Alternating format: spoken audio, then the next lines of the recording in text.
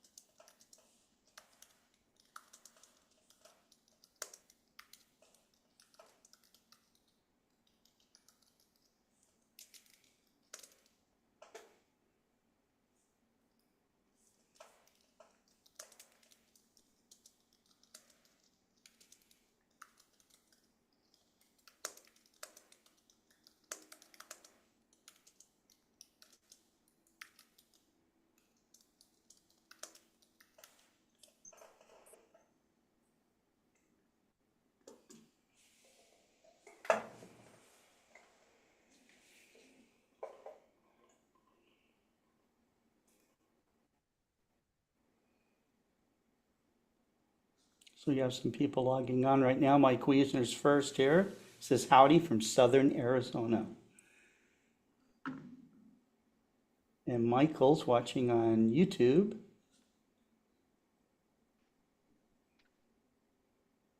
Good evening to you. And welcome everybody to the 152nd Global Star Party.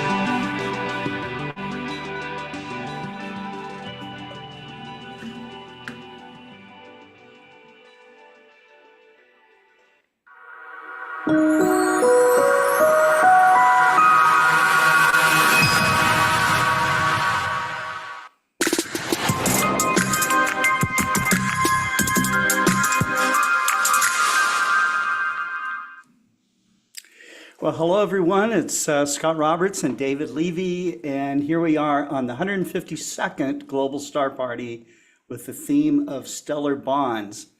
This theme was inspired by David Levy's uh, thoughts about all the friends and bonds that he's made through, his lifetime as in astronomy. I think all of us have very special friends that we have met along the way as well. I think it's one of the most special aspects of getting together in amateur events and conferences, or just on programs like this, where you can see your friends from around the world on Global Star Party. So we all share something that is deep and profound with our appreciation of the universe. And so that's something that I'm glad that David brought to the forefront here. David, I'll turn it over to you, man. Well, thank you. Thank you, Scott. It's really wonderful to be here, especially with the theme of stellar bonds, because right now we're looking at one particular stellar bond, which is a very normally faint star in the constellation of Corona Borealis. It's a double star, and in 1866, the fainter star of the two stars blew up and became one of the brighter stars, tied for the brightest star in Corona Borealis. In 1946, 80 years later, it happened again. And those of us who have read Leslie Pelter's book, Starlight Nights, cannot fail to be moved by the personality with which he took T Corona Borealis. He said, "Where was I on the night that T Corona Borealis threw off its covers and rose? I was asleep." And then he describes how he missed the outburst in 1946. And he says, "I still watch the star, but it is with a wary eye. There's no warmth between us anymore." And when I read that, the friendship and the depth of personality that the man brought to his love of the night sky really completely blew me away. And it kind of led to me to think about not just stellar bonds among stars.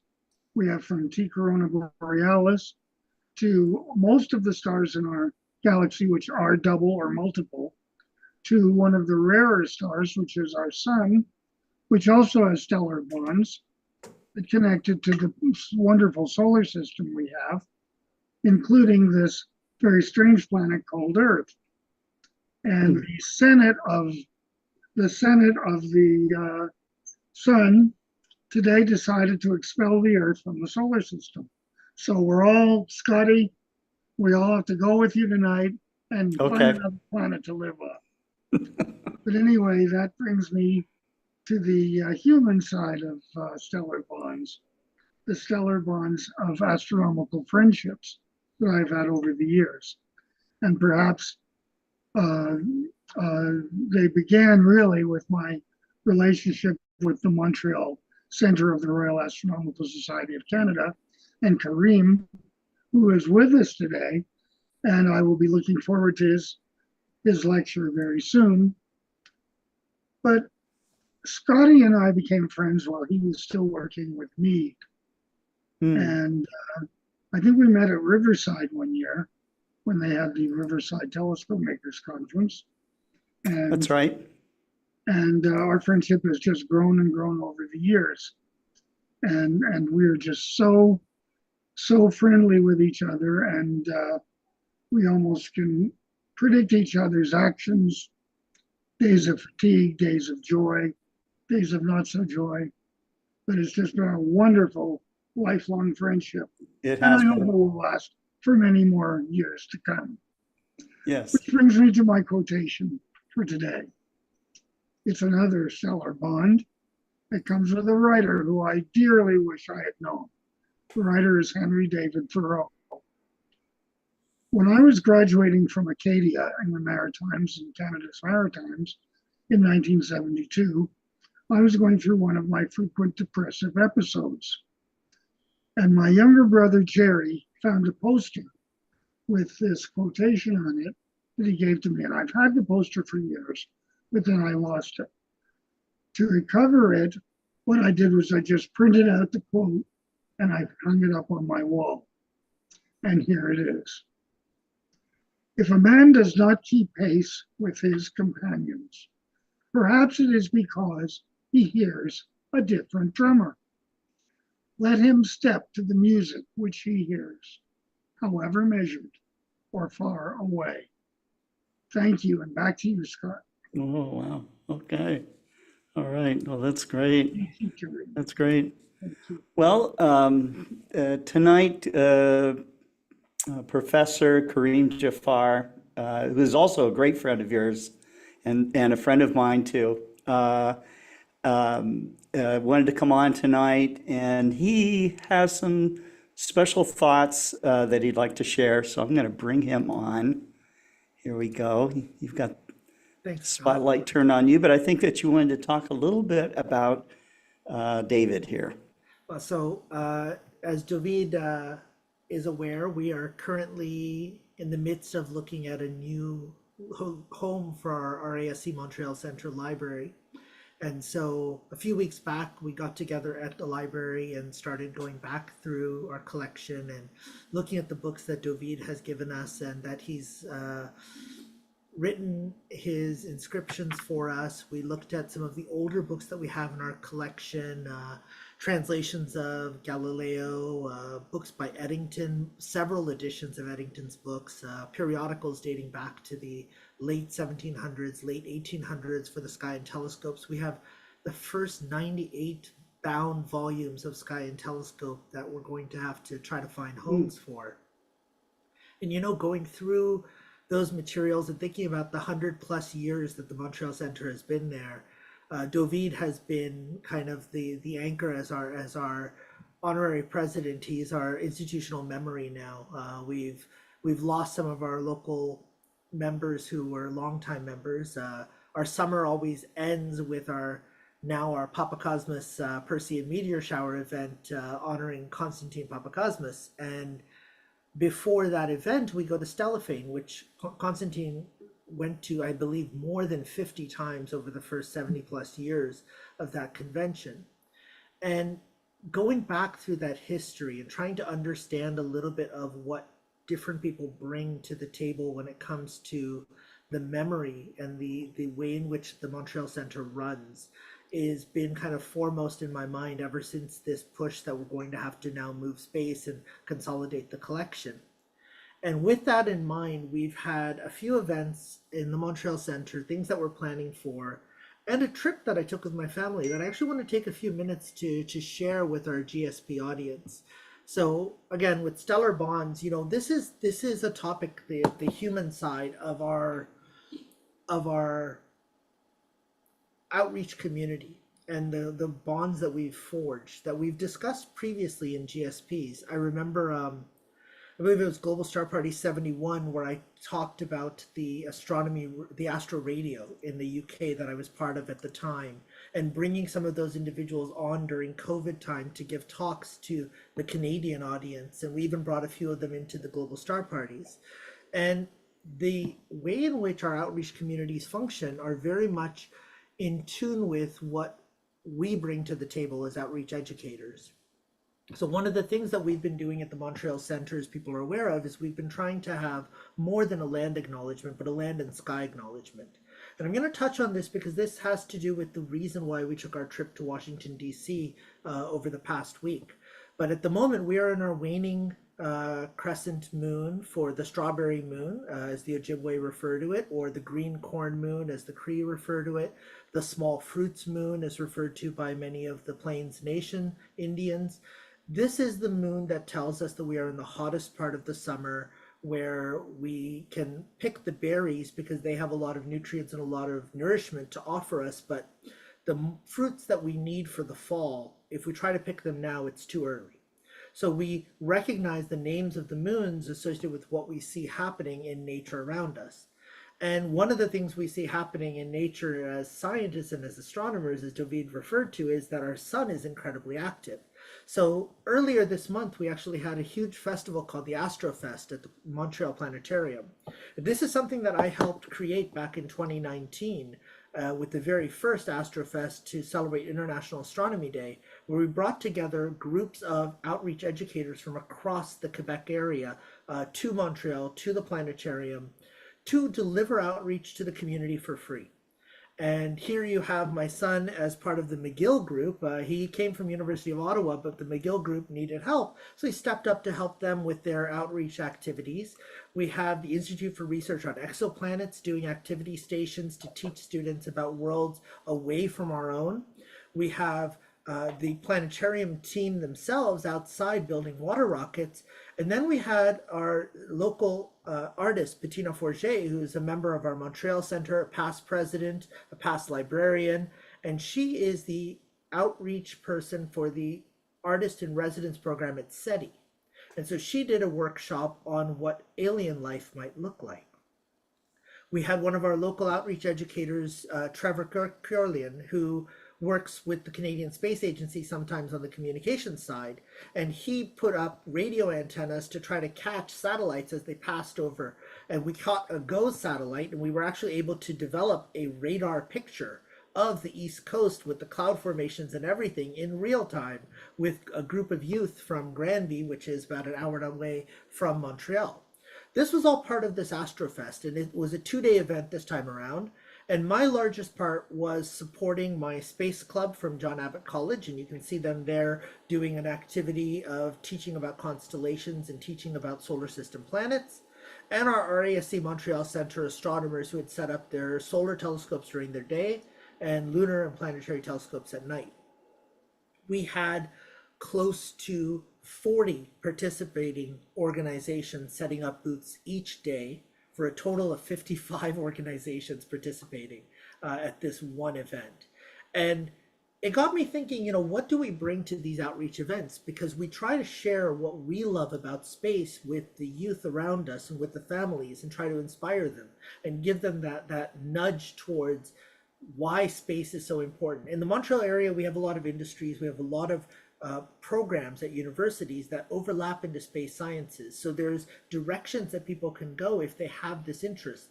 But catching that interest, catching that spark is what you want to catch early on. And so one of the things that I've been doing since I started into astronomy outreach in 2016 is I spend part of my summer trying to gather more examples and more information and more real concrete context that I can bring to my classes and to the outreach that we do in Montreal. And so this time around, we decided to do this in Washington, D.C. to start off the summer. Now, I went to a folklife festival back in 2002, with my wife just after we got married. And it was the Silk Road Festival. And it was her first time going to the Smithsonian Museums. We haven't been back.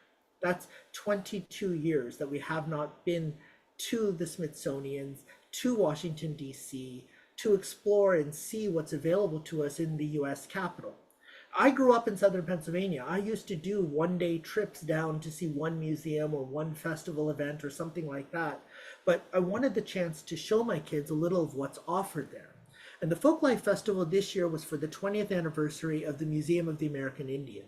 So we had, how to make different types of foods and what the actual significance is of different crops in the First Nations culture for Indigenous peoples of America. We had the crafts from across all of North America, but especially from the tribes that have presence in the actual states of the US. This is all in the context of still having all the monuments there to go and visit, to read the Gettysburg Address with Lincoln's statue sitting there. These are moving events for me as a child. And I wasn't sure how these would translate to my kids who grew up in Canada and who their only connection into the US is typically with me or with trips down to see my sister. So giving them a chance to explore and feel what the heart of the US really is. And, walking from the Washington Monument along the reflecting pool to the Lincoln Memorial, walking up the steps of the Capitol as far as they would let us go, driving by the White House. These were all things that I was really excited to share with my kids.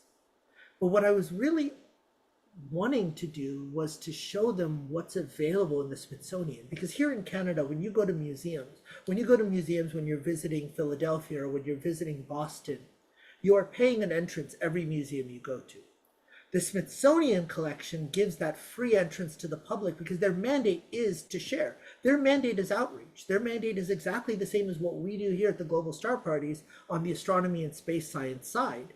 But they're living organisms. It's a different experience than what I saw 20, 30, 40 years ago when I went there growing up. We went to the Library of Congress. We looked at the Jefferson collection, and I wish I could have reached through those glass barriers and pulled out some of those books because they were inspiring to see the amount of material collected by Thomas Jefferson. And my daughter even made a joke going, "Dad, you've got a good start in our basement there." And I do, and maybe 150 years from now it'll look a little bit like this, but at the moment it's just kind of all piled up in shelves. One of the big reasons why we did decide to go was because we wanted to see the Space Shuttle Discovery. We had seen when we had gone to Kennedy Space Center, we got our first space shuttle on our bucket list. We have yet to go out to California, but I wanted to get to see the Discovery because I never got to see that in person. And so going and seeing the Discovery was the first big museum event that we did. And we did it on the same day as we'd done the Library of Congress in the morning, and then we went the whole afternoon to the Udvar-Hazy Center. And I could do an entire talk on the things that we saw and the amount of knowledge at the Udvar-Hazy Center. It is incredible.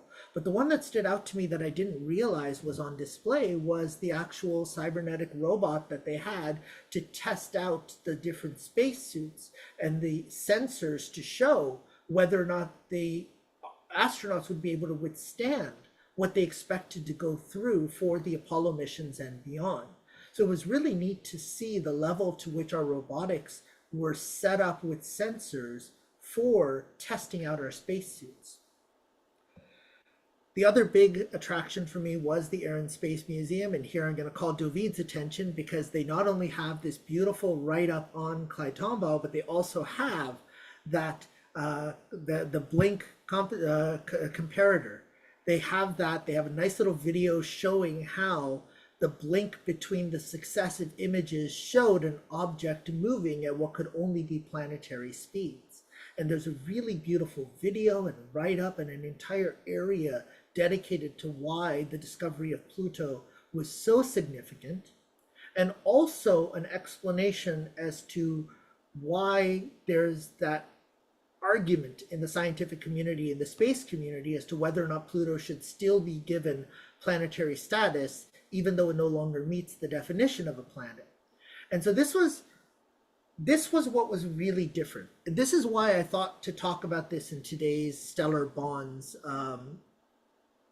GSP, is because my approach in the Space Museum, what my daughter and my son saw, what my wife saw, is different because of the outreach community that we have been associated with. By knowing David, by hearing his stories of Clyde Tombaugh, I took the time to spend reading and trying to glean as much information as I could out of the exhibits that they had on Pluto. My daughter saw the plaque to Eugene Shoemaker, and this plaque had nothing to do with the comets, with the comet discoveries. This had to do with him as a lunar pioneer and a geologist. And she said, "Is this the same Gene Shoemaker? Was this his dad? Is this his brother? Or is this the same Shoemaker?" And I said, "It's the same Shoemaker." And she was associating it with all the stories that David has told us about Gene and Carolyn. And it gives such a different perspective when you actually know some of the names that you see, when it jumps out at you and you've stood on stage with some of the individuals that they talk about, or you've watched documentaries and you've heard their voice, or you've read their writings. It changes what you get out of it.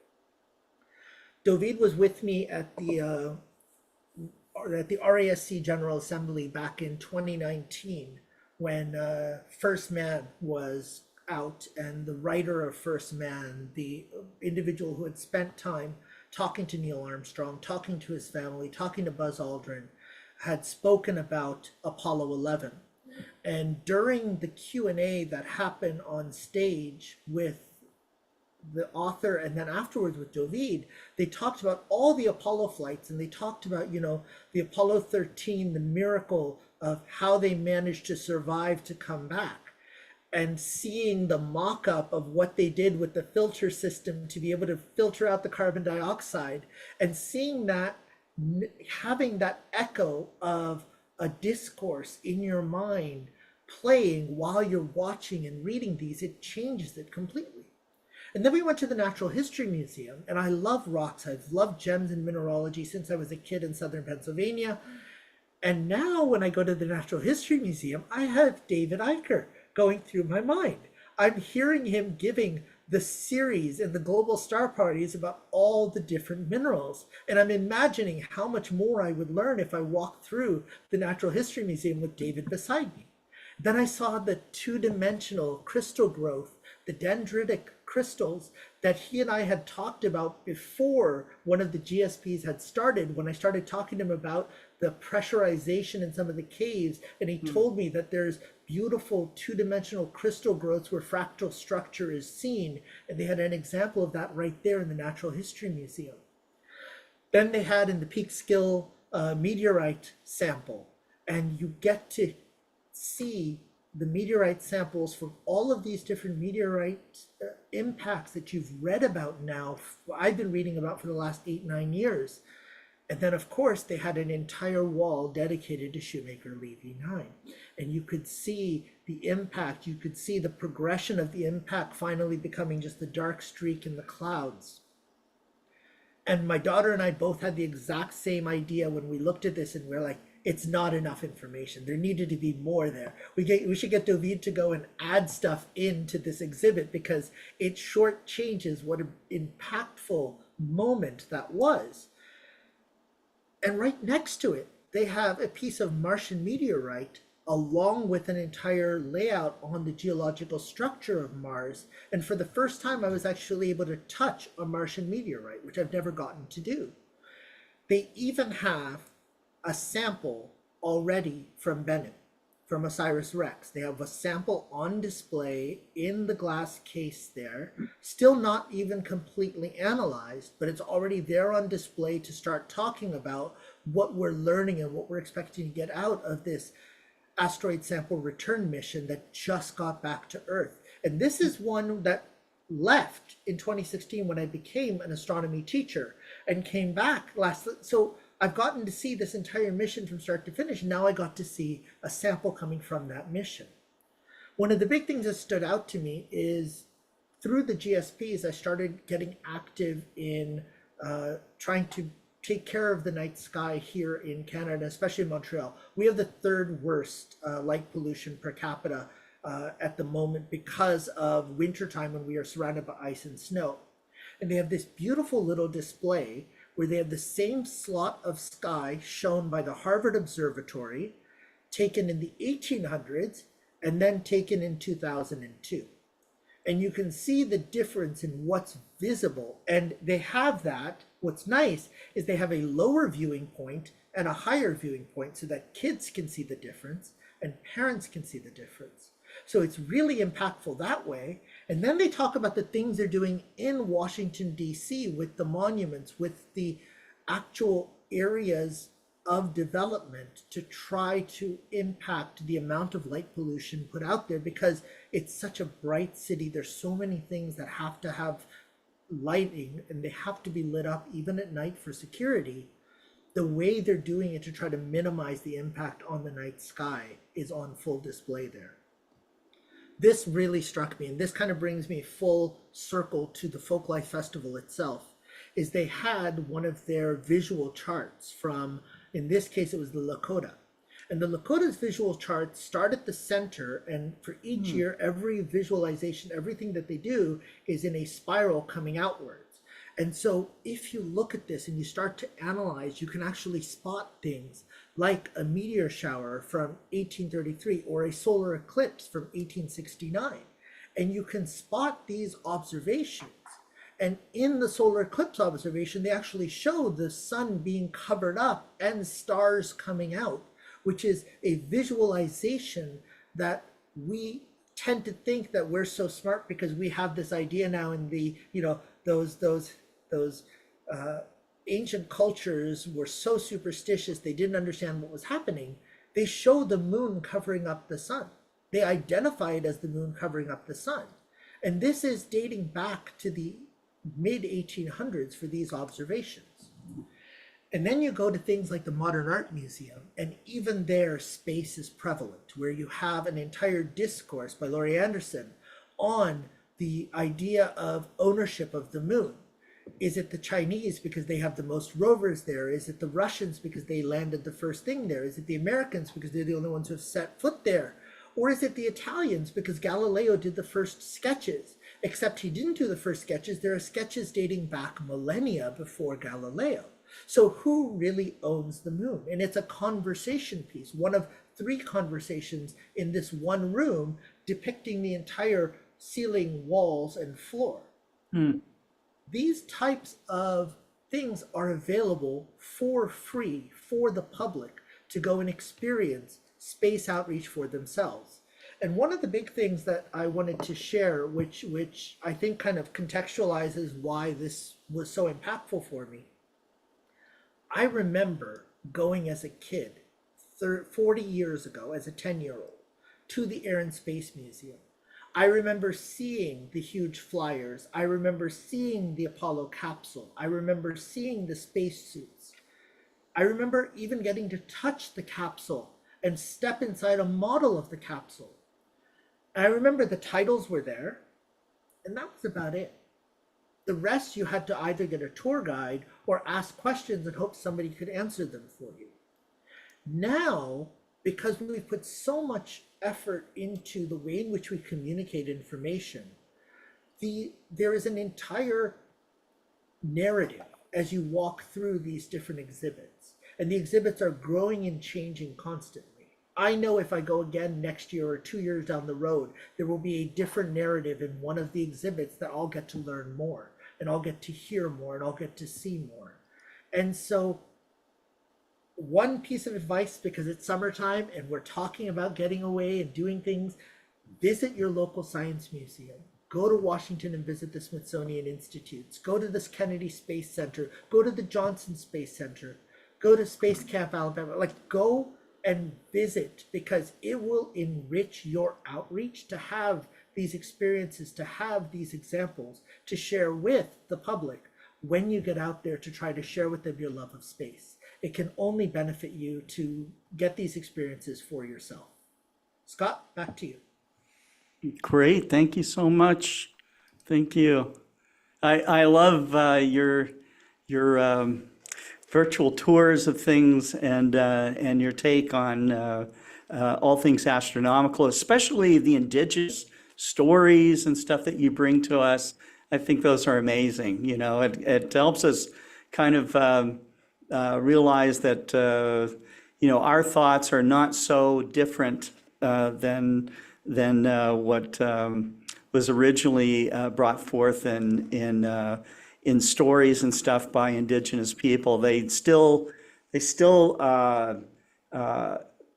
embraced kind of the oneness of the sky, and and realized that somehow we're from we're part of it. It's not like something separate from us. So No, the entire "we're made of stardust" is part of their culture. Is that we are all yeah, right. the same things. Yeah, in the entire and universe. it's told many times from different angles, but they're getting at the same thing, which is really cool. So Exactly. Well, I'm looking Very forward good. to even more. I'm going to Momagantic this weekend, and then I'm still trying to clear out my schedule because I want to get to Alcon. I want to get a chance to explore Scientific and see where all the instrumentation is made, and then hopefully Great. Stellafane in first weekend of August. yeah, I hope so. Well, that's great. Did you want to add any comments here, David? Yeah, it was really surprisingly wonderful to hear my friend Kareem sort of talk about some of the things that our center has gone through in the last number of years. And my memories date back all the way to October the 8th, 1960, when I walked into the observatory and the first person I encountered was Isabel Williamson, someone that became a very dear friend in her later years. And to listen to Kareem just sort of talk about his visit to Washington, his visit to the United Yeah. States, and the relationship that the United States enjoys with Canada right now. Without really saying it, he said it. He pointed out such more wonderful and important things that really give us some cause for hope in these difficult times. Kareem, thank you 20 million times. My pleasure, David. And I have to say, you know, when you see the Discovery and you see the Canada arm right there beside it, you know, Yeah. it touches you. You understand how close we are. And one of the neat things, when we go to the Stephen Everhazy Center, they have these virtual tour guides who are volunteers who are sitting at home on a screen. And as you walk by, you can ask them questions. And we saw one in front of one of the Spitfires, and so I just, you know, said hi because I saw the person just standing there waiting for somebody to engage with them. And he immediately, you know, replied back and said, you know, where are you visiting from? And I said, Montreal. And he said, oh. And he pulled out a sheet and he said, so what do you want to know about the Canadian contribution to aerospace? Because I have everything here and I'd love to give you information if you don't have it. And so my daughter asked him a couple of questions and we chatted with him for a few moments and then we kept going our way. And he was really happily surprised that we knew stuff that he knew and he got to actually have that discussion rather than just, you know, one directional delivery of information. Very cool. Oh, David, you're muted. That was really, really wonderful.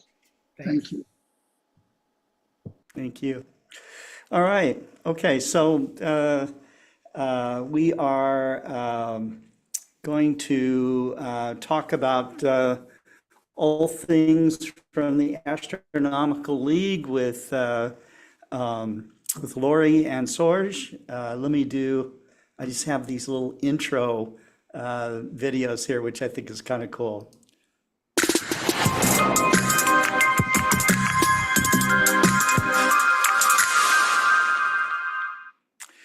Lori, thank you for coming on to the 152nd Global Star Party. I think your talks are going to be including the Astronomical League and the upcoming Alcon, which a lot of us will be at. I'm going to turn it over to you, but thank you for once again coming on to Global Star Party and being part of this tradition. It's an honor. We do have Alcon coming up in Kansas City, but I also want to point out, given some of the topics of discussion tonight, is that the Astronomical League has two challenges that are on astroleague.org, which is their website. And one is what David had mentioned earlier, looking for the T star, the blaze star in Corona Borealis. And the other one is in honor of the Parker Solar Probe. And the challenges always include some kind of an outreach, which can be talk to your neighbors, talk at your club. But I did want to offer up that those challenges are available to folks, and they should take a look at that because those are a lot of fun. Now I'm going to try and share my screen here because I do have something prepared. And I love the theme of stellar bonds because that's something that's near and dear to me that keeps coming up. And in particular, Scott and I had a brief conversation last month about what I had done with folks and Girl Scouts. And I can say that it's tied in with the whole outreach topic that we've been talking about here. And so I'm going to tell you a little bit about connecting the dots and some of my stellar bonds with my green blood, if you will. So Boy Scouts and Girl Scouts all have badges that they earn, and depending upon which program you're following, there's different requirements. And fun patches or something that they can get from your club or from an experience that's like a participation badge, really. But there's also the earned badges. And there's also, for your trouble, the Astronomical League's outreach program pin that can be earned at 3 different levels. And I'm honored that I made it to the master's level a couple years ago, but because of stellar bonds, which I'll get to in a second. In Boy Scouts, it's pretty much the same requirements for all the levels, but in 2017, 2018, actually, the Girl Scouts of America came up with a new set of space science badges. My friend Larry Lebowski, that David has co-authored some books with, had been a main contributor to some of the input to those badges, the space science badges. And when they came out, I had just come back from the Girl Scout leader camp, astronomy camp, that's led by Don McCarthy and Larry Lebowski at the University of Arizona. We got to stay at Biosphere 2. And my roommate, also from my council, and I were looking at each other one evening, thinking to ourselves, you know, there's a lot of information that they're giving us here, and we've really got to share this more widely than just bringing it back to home troops. So we learned that there was such a thing as astronomy days, and we decided that we really needed to cover a lot of ground and quickly, since these new badges had just come out. So how do you cover a lot of ground when you've got, for Girl Scouts anyway, 6 levels of badges? Well, having been a Girl Scout leader for a while, we basically cross-pollinated back and forth and simplified and engaged a lot of volunteers, reaching out to our stellar bonds.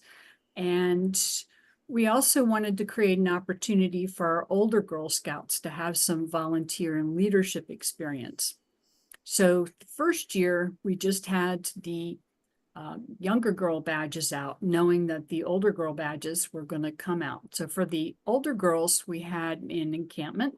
We had them come on out and learn how to present all of these different stations or create these stations that they could then present to the younger girls.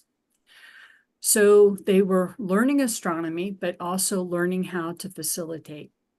The strict instructions to the chaperones and adults were, when it's go time, let them go. And this was in front of the girls. Don't step in unless you are asked. And then magic happened. And the magic was that even the shy ones who didn't speak up much were on the fly doing some marvelous problem solving and showing their own leadership skills. And the parents did stay to the side, and they weren't asked to do anything. And the whole thing was managed quite nicely. So we had all the materials from these astronomy camp experiences. We found other alumni from within our council that helped to pull things together.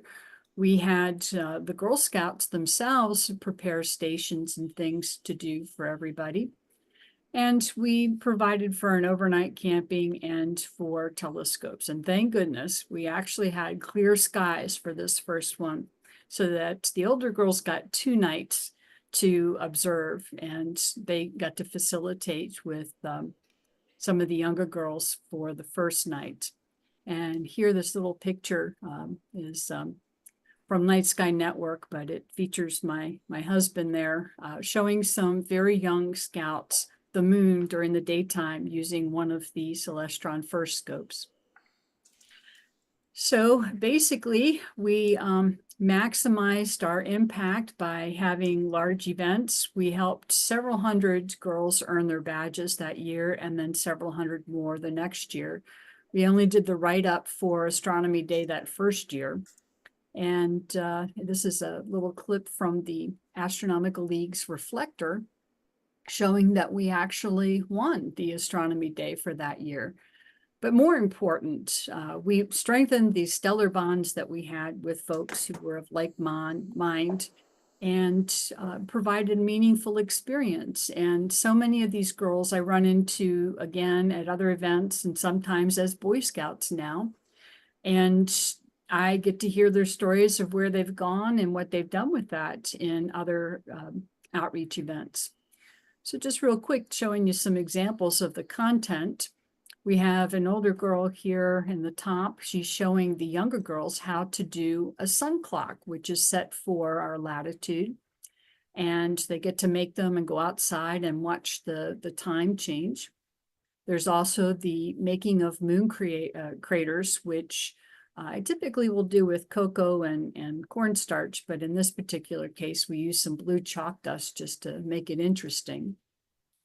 We also use cereal boxes and CDs to make spectrometers to help explain absorption and emission lines for how astronomers can find out what makes up stars. We had them do classifications of stars by cards that we got from the astronomy program for Girl Scout leaders. And they were learning about how scientists classify things to understand them better. Everybody made a star wheel. These star wheels are still available for free on Sky and Telescope magazine's website. And there's another one of Larry's projects in the upper left-hand corner there, where we take a model of the human eye and line it up onto different size circles to show what that light gathering capacity is when you get to larger telescopes and mirrors. For one of the events, it was too cloudy, so we basically put up the National Geographic map of the moon, set up that little first scope again at the other end of a long hall, and still gave the girls an experience looking through the telescopes. Here we're showing them how to put together bracelets with UV beads that model the distance between the Earth and Moon, so that you have 30 Earth widths between the Earth and a 1/4 size bead representing the Moon, which gives them something to talk about when they go back to school the next day. And then, of course, star viewers. Have you ever tried to explain to a very young person what makes up a constellation, or when you're pointing at the sky, what to look for? Well, basically taping to one end of a tube a paper with holes in it that's in the shape of a constellation gives you a great first model for trying to explain that to them. We did revolutions, rotations, eclipses, and again, a lot of these materials were made by the older girls themselves, and you can see them presenting. And of course, the good old pocket solar system that represents the distance between solar objects.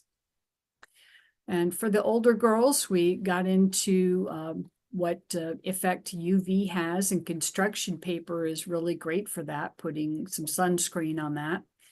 One of Larry's programs is Venus topography in a box, and basically you're using a coffee can that you can't see in, and a measuring tool, in this case a chopstick, to determine what it looks like on the surface of something you can't see. And then, of course, regular star party fun for how to find constellations in the sky. And one of the Girl Scout programs has a 3D constellation of Orion, giving folks a sense of the fact that what we see in the sky is in 3 dimensions, and that the stars aren't all on the same plane or same distance from us, but rather all different sizes, colors, temperatures, and distances making up those constellations we see.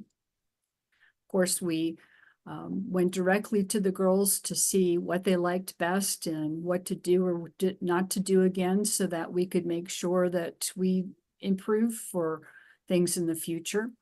And we set up during COVID because we were doing a virtual astronomy day a couple of times in astronomy scouting on Facebook, where we also parked the different links to different Girl Scout councils, because they were then doing astronomy and outreach and badge creation or badge activities that the girls could do on the internet, since they couldn't be in person during COVID.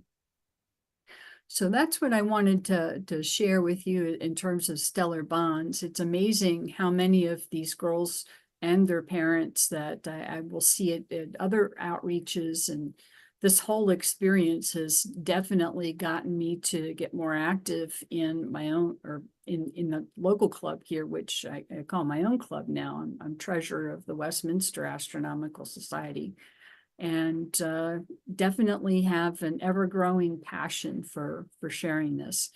And I know there was a comment I made earlier too about how this is really something that creates these strong bonds, no matter what your background or experience or politics even. And we're all looking up at that same sky. And sure enough, it's a way that we're able to continue to talk to people and have something really wonderful in common. So that is what I have to share today. Any questions, anybody? I really did enjoy what you had to say. I look forward to being in person at the Alcon coming up later this month. I'm looking forward to that very, very much. And thank you for sharing your insights with us this afternoon. Thank you. And I look forward to seeing you there too.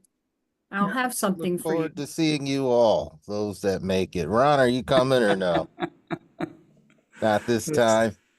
And Cesar, you are in South. You Not are in this time. Argentina. Not this time. Well, well, we shall have to catch up another time, Ron. But the rest of you, I'm hoping to see you all there too. Excellent presentation, Lori, and Thank you. I love the outreach and the levels of outreach that you're doing. I'm blown away by how many different activities there were for the girls to do. And in particular, that 3D Orion model, one of the girls had such a big smile on. You know what? If they're having fun, they're going to want to keep doing it. So, Sure. That's the number one name of the game. You have to come to them where they are, and it has to be enjoyable. yeah. Good. Good. Well done. Great, great. Well, thank you very much, Lori, and we'll see you at Alcon. Very much. Okay, all right. So our next speaker is none other than Dr. Ron Breacher. He is an amazing astrophotographer, and it's always a pleasure to see. He throws in my inbox, beautiful images of galaxies and nebulae and this type of thing. So it's always so inspiring to see someone really go the next step and try to do the cutting edge of what imaging can be. Ron, I recently wrote a blog after being sent a video from a gentleman that is involved in doing speckle interferometry Right. using amateur equipment, combining it with an old historic yet professional telescope, the 100-inch, and so this kind of blended technology of using the ingenuity of what amateur astronomers can do. I can just imagine, Ron, if you had the 100-inch and, for a series of nights, and what you could do with imaging with this, this monumental telescope. On right near the top of my bucket list is going and using the 100-inch, either visually or to take a picture or whatever. Yeah. But I actually have some data from the 100-inch that was given to me, and I've never processed it, and I'm embarrassed to say it, but I just like getting my own data. I like getting my hands dirty. Sure. I like being out there with the equipment, and I have access to all kinds of data, but it's rare for me to process it if I didn't If you didn't do it. get Well, it sure, myself. and that's understandable. That's understandable. So A I lot of, want just to close that loop, in case anybody's listening, yeah, I want to go use that 100-inch telescope and gather some data that I will be of happy. your own. Yeah, Yeah, right. yeah. And any other big telescope, they're all on my bucket list. And Sure. the other thing I want to mention before I start my presentation is I noticed we have really good representation from Montreal. Yeah, isn't that cool? I'm a Montreal boy too. I grew up in TMR, Town of Mount Royal, and Hmm. I grew up inspired in part by David. You know, I was well aware of you even when I was just in my teens. So there we Yeah, have it. Anyway, there we go. Okay, all right. Well, I'll so take let me David and I off and let you get started with your yeah, presentation. I'll share my screen and just switch to my slideshow and start from the beginning. And you got to have a sense of humor, or it's just not funny. Um, Hmm. you know, when I see stuff, when I see data coming in at my computer, when I'm doing some deep sky imaging, this is often my reaction. Are you kidding me? That I'm in my backyard and I'm pulling this in a 5-minute exposure. I Yeah. can see all this. Are you kidding me? So Mm. anyway, I thought I would use your theme tonight, Scott, or part of it, because Sure. there was a lot of parts to the theme tonight. Yes. Um, I thought I would try to link that up with that feeling that I get when I look at things in the sky or on my computer as my telescope is gathering the light from the sky. But many of the things I'm going to show you tonight are visible through the eyepiece of a moderate telescope in moderately good skies. So that's not true for everything I'm going to show you, but a lot of what I'm going to show you is. So tonight I want to just start with a little bit of patriotism, and then I want to connect to the theme tonight and give a few examples that connect to that theme. So we just celebrated Canada Day yesterday in Canada, and you have Independence Day coming up in a couple of days in the US. And you know, I just wanted to mention that I don't take it for granted how lucky we are to be where we are when we are with the people we're with. And if Right. you want to talk about bonds, that's the bonds, between Canada and the US. Most Canadians have family in the US or have, you know, I have a sister who's married and lives in Florida. So, and that's common for many of us. So we got to stick together. Here, here. Stellar bonds. So, like I said, there was a lot to read in that theme. It was very complex. But I wanted to pick out some of the stuff that I thought maybe I could talk about. And the main one that I connected to was gravitational binding in stellar systems. And I've highlighted and underlined some of the things that are really important. So gravitational forces. I wanted to show you some things that show gravity.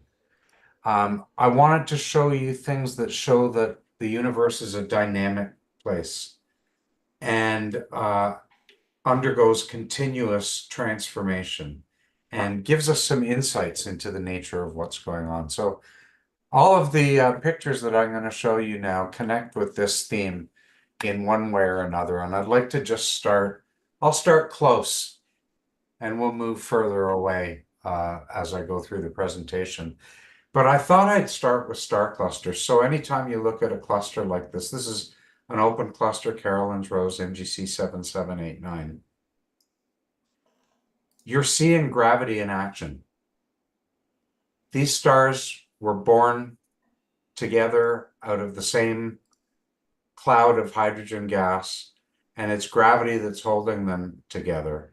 And over time, they do drift apart, but some of them stay together for a very, very long time. But here's something kind of interesting. You see the red star, the bright red star, sort of upper left of center. When I went to take a picture of this object again for a friend 2 years later, that star was gone. And I couldn't see it in my image. And I thought I had actually discovered something. I reported it as a new discovery. Of course, it wasn't a new discovery. It's a well-known variable star called WY Cassiopeia. And in this picture, it's one of the brightest stars in the field. But 2 years later, it was barely there. So how cool is that? The universe is so That's very dynamic. cool. Here, It's like another cool thing is, don't let your eyes fool you. This star is in the foreground. It's not part of the cluster in the background. Just another little aside. So this is a mirror-type variable star that goes between magnitude 7 and 14, somewhat irregular period, but I happen to catch it at maximum and at minimum. So how lucky is that? And it's why you got to keep going back and take pictures of the same thing over and over, different equipment, different skies, different thoughts in your mind when you're doing it, different things going on in your life that you can relate to in your pictures. This is a different kind of star cluster. This is Messier 13. It's a globular cluster, and unlike this, which is a few hundred stars, globular clusters are a few 100,000 stars. Unlike open clusters, which are in the spiral arms of our galaxy, globular clusters are in a halo around our galaxy. And they look so densely packed because they're quite far away. If you were actually in the middle of the cluster, you might see a lot of stars in the sky, but they're not touching or anything like that.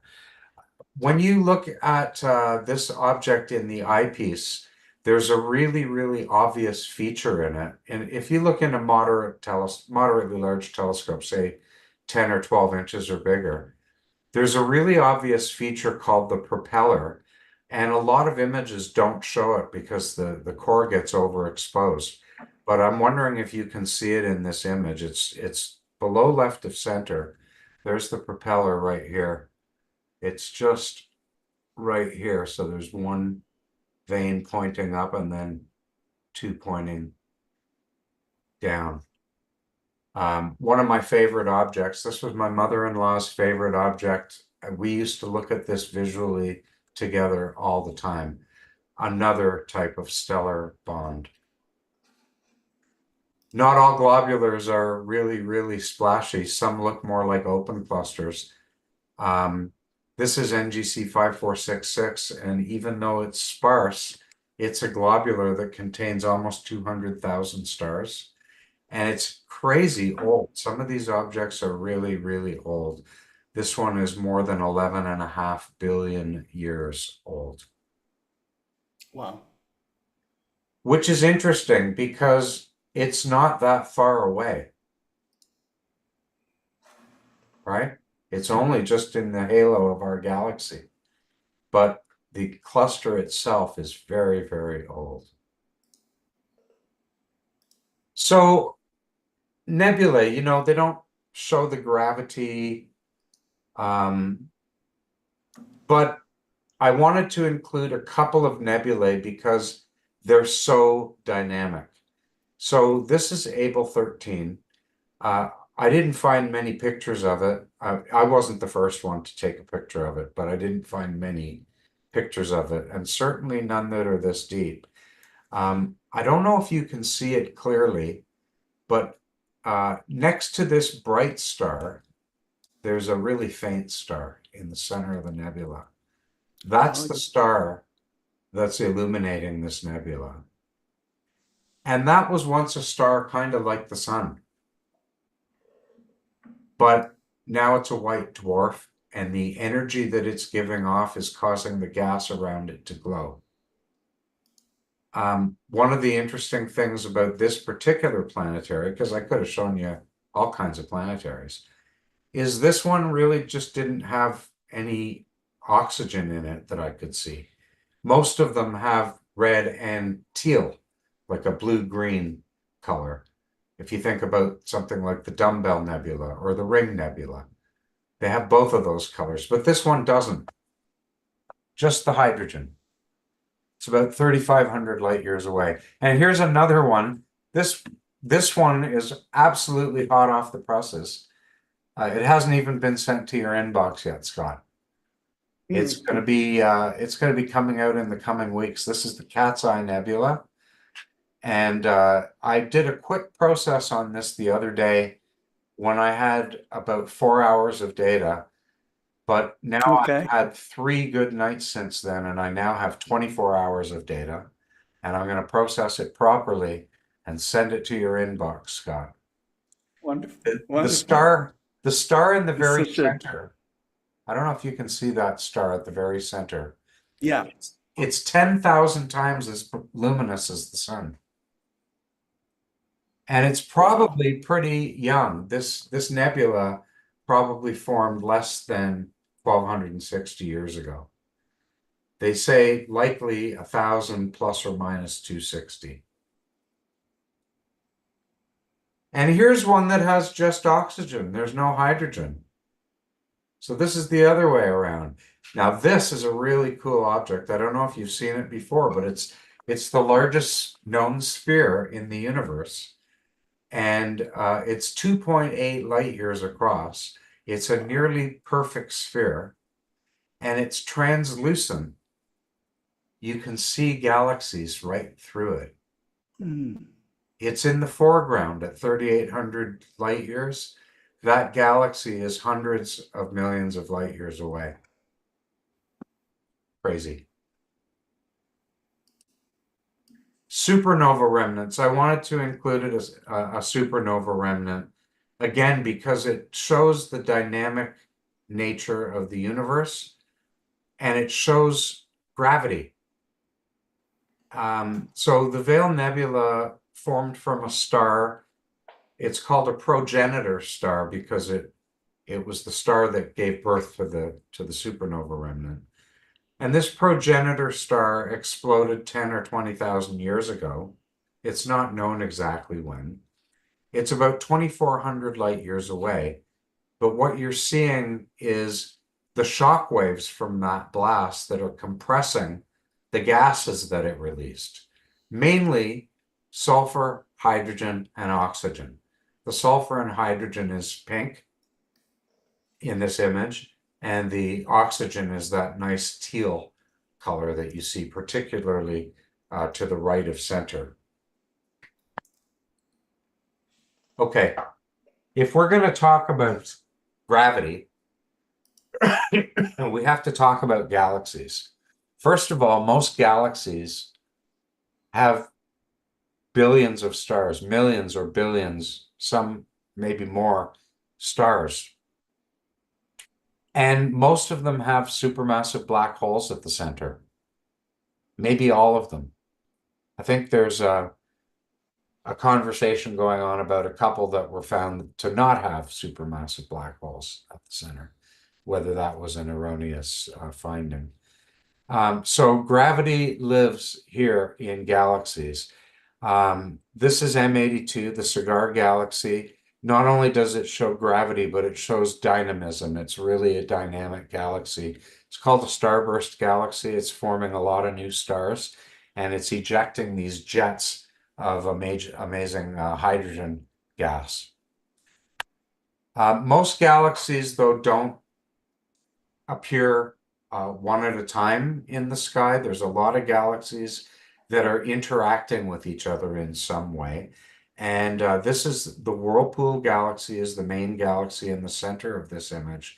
To its right is the smaller NGC 5195. Those two galaxies are interacting with each other. They're about 23.5 million light years away.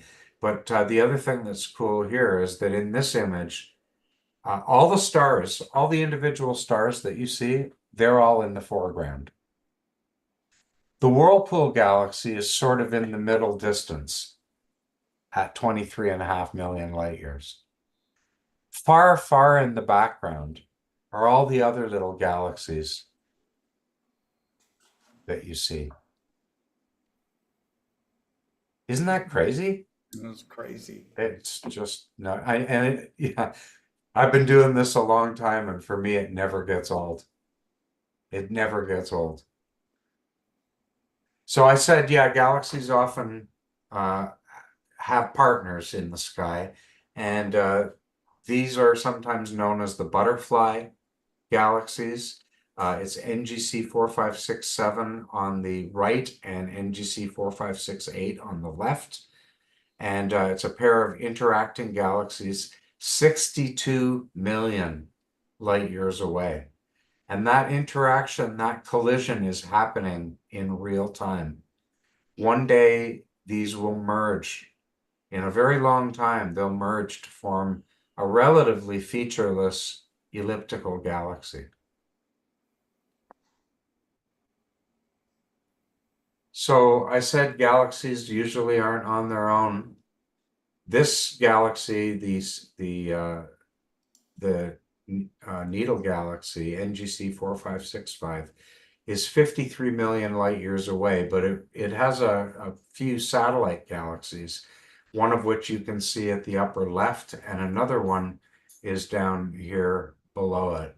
And although it's really hard to see in this image because I didn't focus on that region, up here in the upper right, there's a little cluster of galaxies, and we're going to talk about galaxy clusters right now. So this is part of a galaxy cluster called ARP 286. ARP cataloged these peculiar galaxy clusters. And the brightest galaxy that you see here, the biggest galaxy, is NGC 5566. It's not just the biggest galaxy in this image, it's the biggest galaxy in Virgo. So the biggest galaxy in the Virgo cluster in terms of real size. It has a diameter of 150,000 light years, and it's 66 million light years away. And it's the gravitational center of this cluster, and all of the other galaxies are held by it. Again, stellar bonds. And it's hard even for me to find the label I put on here, but it's over here. This is Able 779, another crazy galaxy cluster.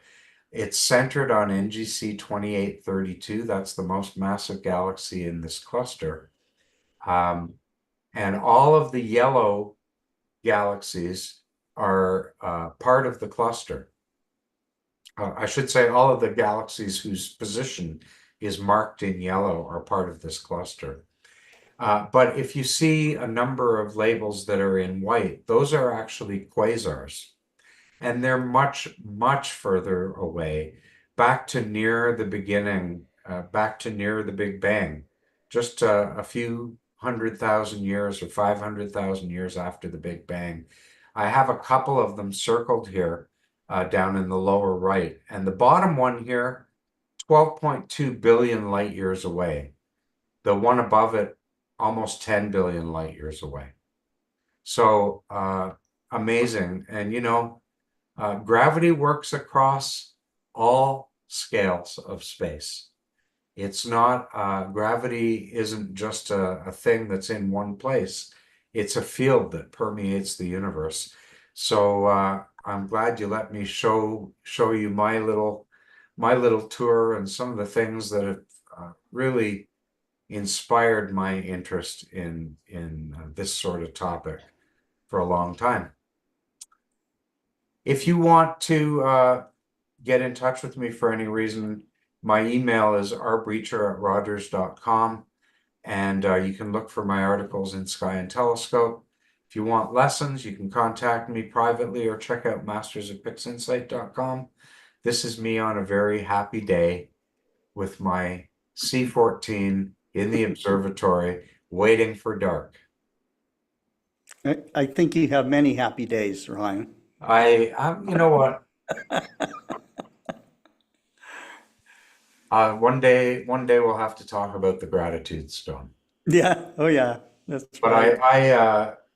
I try to wake up and I try to start every day being grateful, and it sets a good tone for the day.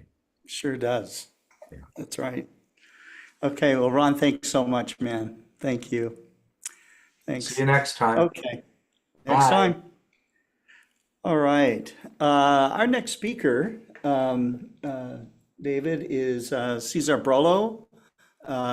Cesar is down in Hi. Buenos Aires, and here he is set up on his balcony.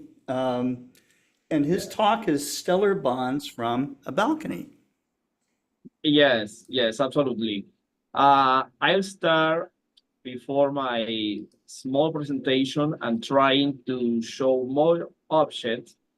The first example of bonding between two stars that are rotating, Rigel Centaurus, and I proceed to show now Rigel Centaurus in the telescope with the camera. Now is a live image. First of all, I show you the image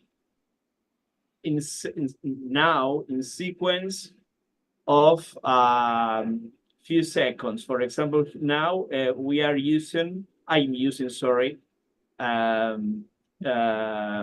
little more than half a second, 602 milliseconds, and we can use it to show more stars in every single exposure.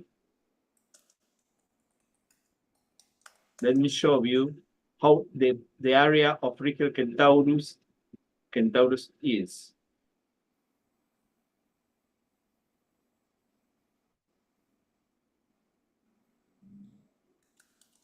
But we are watching only one star here.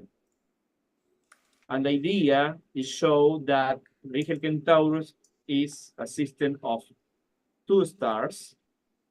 And I try to show you this, changing the field only in this area, and putting low the gain of the camera. This is something so easy that you can make with a telescope, with an eyepiece, and your phone. Of course, that is something that you can see by your eyepiece with your eyes. But I'll show you with a camera how we can change this. First of all, I change to the minimum part of field, and I'll put, well, look this, but this is a lot of light because it's flowing the sensor, the pixels. But the real thing, if you put your eyes, you can see this. You can discover two stars only.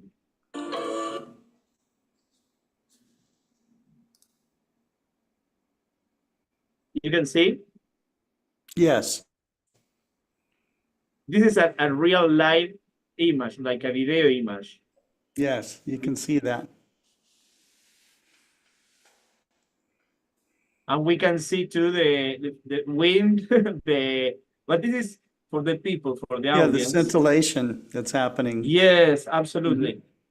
Because the star is between the buildings and the current of wind are strong.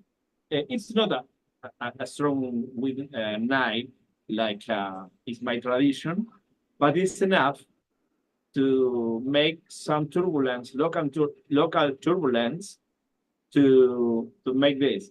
But something that we appreciate is this is an image very near how we see that to the with our eyes through the eyepiece in a telescope.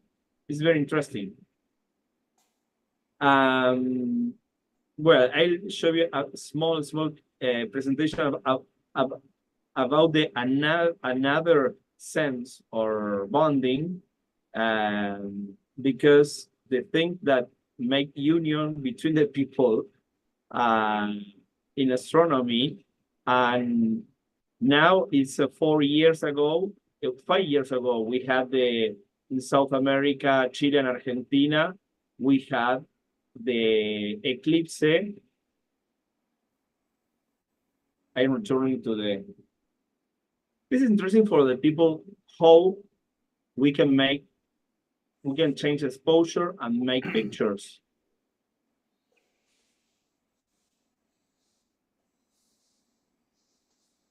Yes.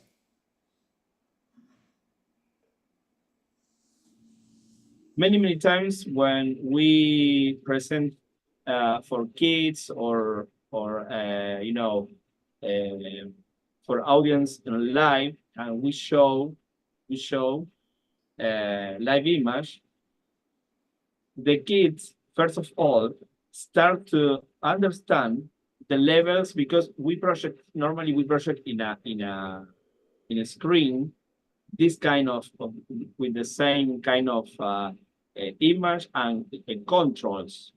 The kids are the first to say, can you put a kid that never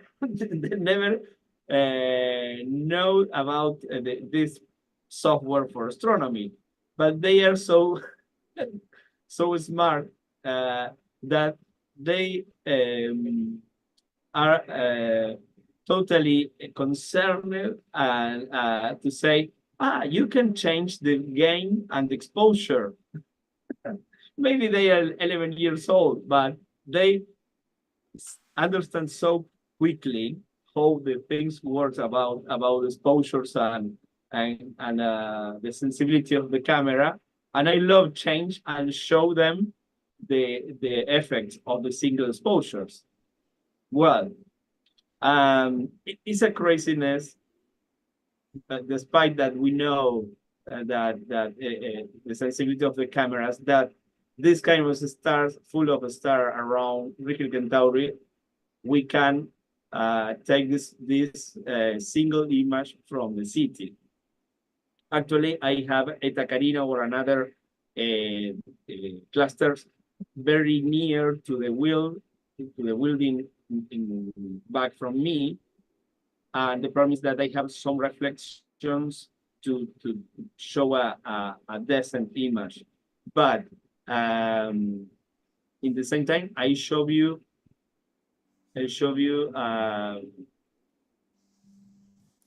and change the screen, share, I'll show you fastly a small presentation from the memories from the eclipse in San Juan, the same eclipse that you saw in Chile.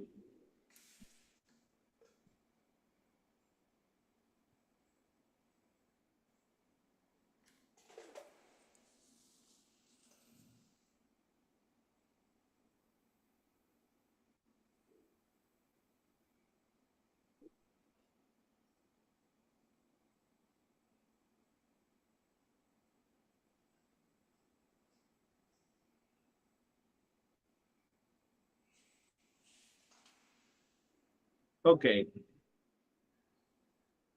There we are. Can you see the? Okay. Yep. Okay. Well, stellar bonds from a balcony, and now the presentation is especially our experience, our memories from the eclipse in San Juan. Was an amazing eclipse, and really, well, I like to share so fast as possible some pictures and share memories about this with the audience. We had in a place that more than 3,000 people came in the location of Bella Vista in San Juan. We make our company Saraco, we install observation corner. This is in the morning when we started to put the things in the place. And of course that we was not only us, the place was full of shows, people watching the eclipse. We put telescope because mostly of the people don't have a telescope to watch the eclipse. Of course, the amateur astronomers they had, but the common people they went to the place to observe the eclipse. We put telescope to bring the opportunity to have to give the opportunity for watching the eclipse, the eclipse, the movement of the eclipse from science, a telescope, with a telescope. And the people came from their cell phones and share the experience and say, oh, I can't believe, or, you know. And well, this is part of and a small corner comparing with the huge place full of music, shows, rock, folklore. It was an incredible day. And be a small part of this was very interesting. And to our area, the people came to watch the eclipse by solar filters, of course. We make filters for the TV channels, media, reports, you know. Volunteers, like my friends of Bella Vista Cosmos, they help me to make filter for the people that for the cameras. And this is the Explorer Scientific Field like 90 in action. We put a lot of this telescope for using for the people. Was a really happy for the people. The people was happy, and kids, of course, to see the sun and part of the first part of the eclipse, not the totality, of course. And really was an amazing experience that really we was amazed to share. Never know we had in a so big experience, and for me was an amazing, totally incredible experience. Yeah, it's a The lot moment of of the people eclipse over the all becoming cordillera. friends. Yeah, yes. And I have a video. I'm in the video. Some people can think that maybe I say some explicit words, but of course that that maybe I can translate like, oh, what's marvelous thing, or you know, but was my every time that I found the video that I took of the eclipse, print the idea of how I feel and it's incredible thing. It's incredible. This is the first part, and for me was like a roller coaster. Yeah. Well, There it is.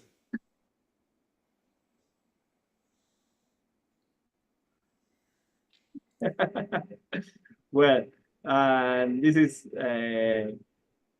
is my part of the bonding, another bonding for amateur Yes. astronomy, and it's nice to remember 5 years ago that we it is still my first and most incredible thing that I saw in my life. It was, I don't know why, because I saw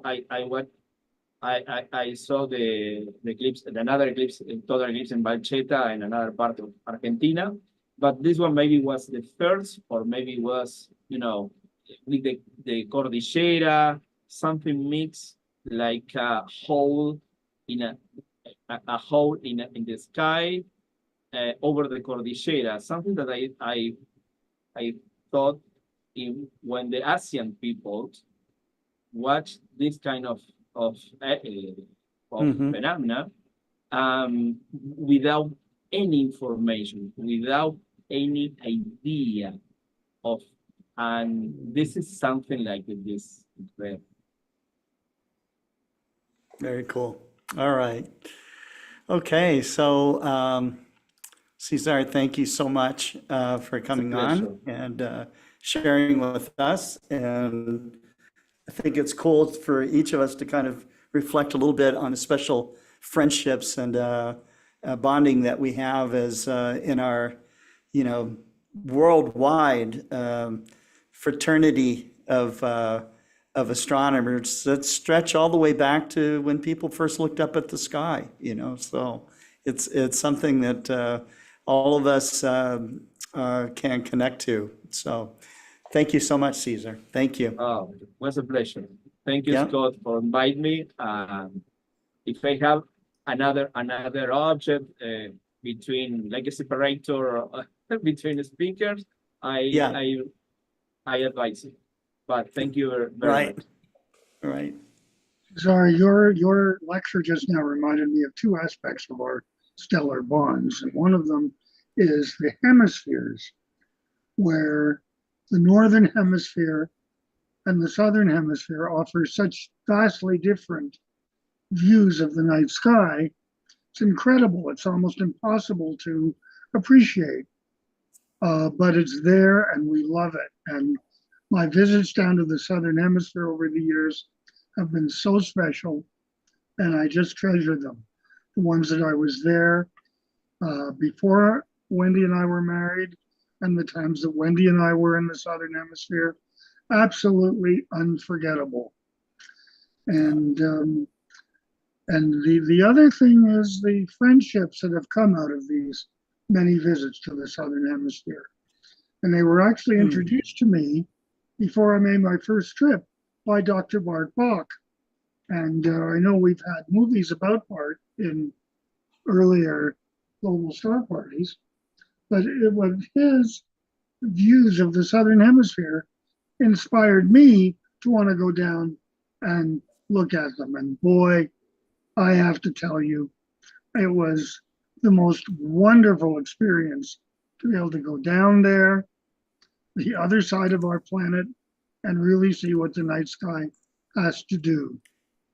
It's one thing that I think about the night sky while we're on that subject, and that is that in the daytime we have debates and arguments and fights and everything, but after the sun goes down and the stars come out and we look up, it's just absolutely does so much to bring us together.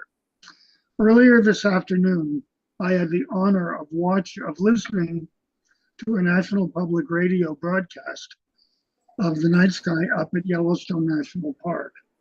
and they were talking, it was mostly about light pollution and the possible end of night there. But it's wonderful what they're doing, what the Park Service is doing to preserve the night sky. And I hope they really, really hope and pray that they continue to do that. Cesar, thank you so much for your presentation. Thank you, David, for your words. Really, it's an honor for me to share with you and Scott and the all participants that are really make a beautiful global safari every time that it's a pleasure for me participate and thank you by your words. Thank you. Great. Well, right now we have people watching from the Philippines, from Belgium, from South America, of course, from North America. We have a global audience, and I get these moments where I think about, so many people are able just to tune in largely for free. I mean, as long as you have a computer or a phone or something like that and get tap into the internet and you have an interest, it's always interesting to have our global audience watching and making the global star party what it is. So thank you. Thanks for participating again, Cesar. Take care. Okay. All right. So our next speaker, David, is Adrian Bradley. Adrian is one of your favorite nightscape photographers.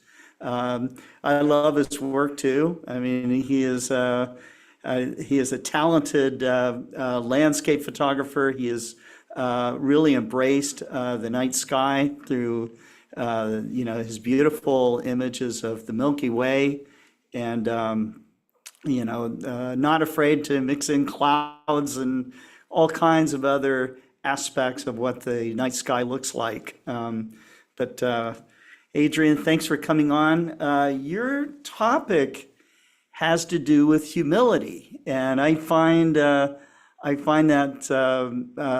is an aspect of astronomy that all of us go through.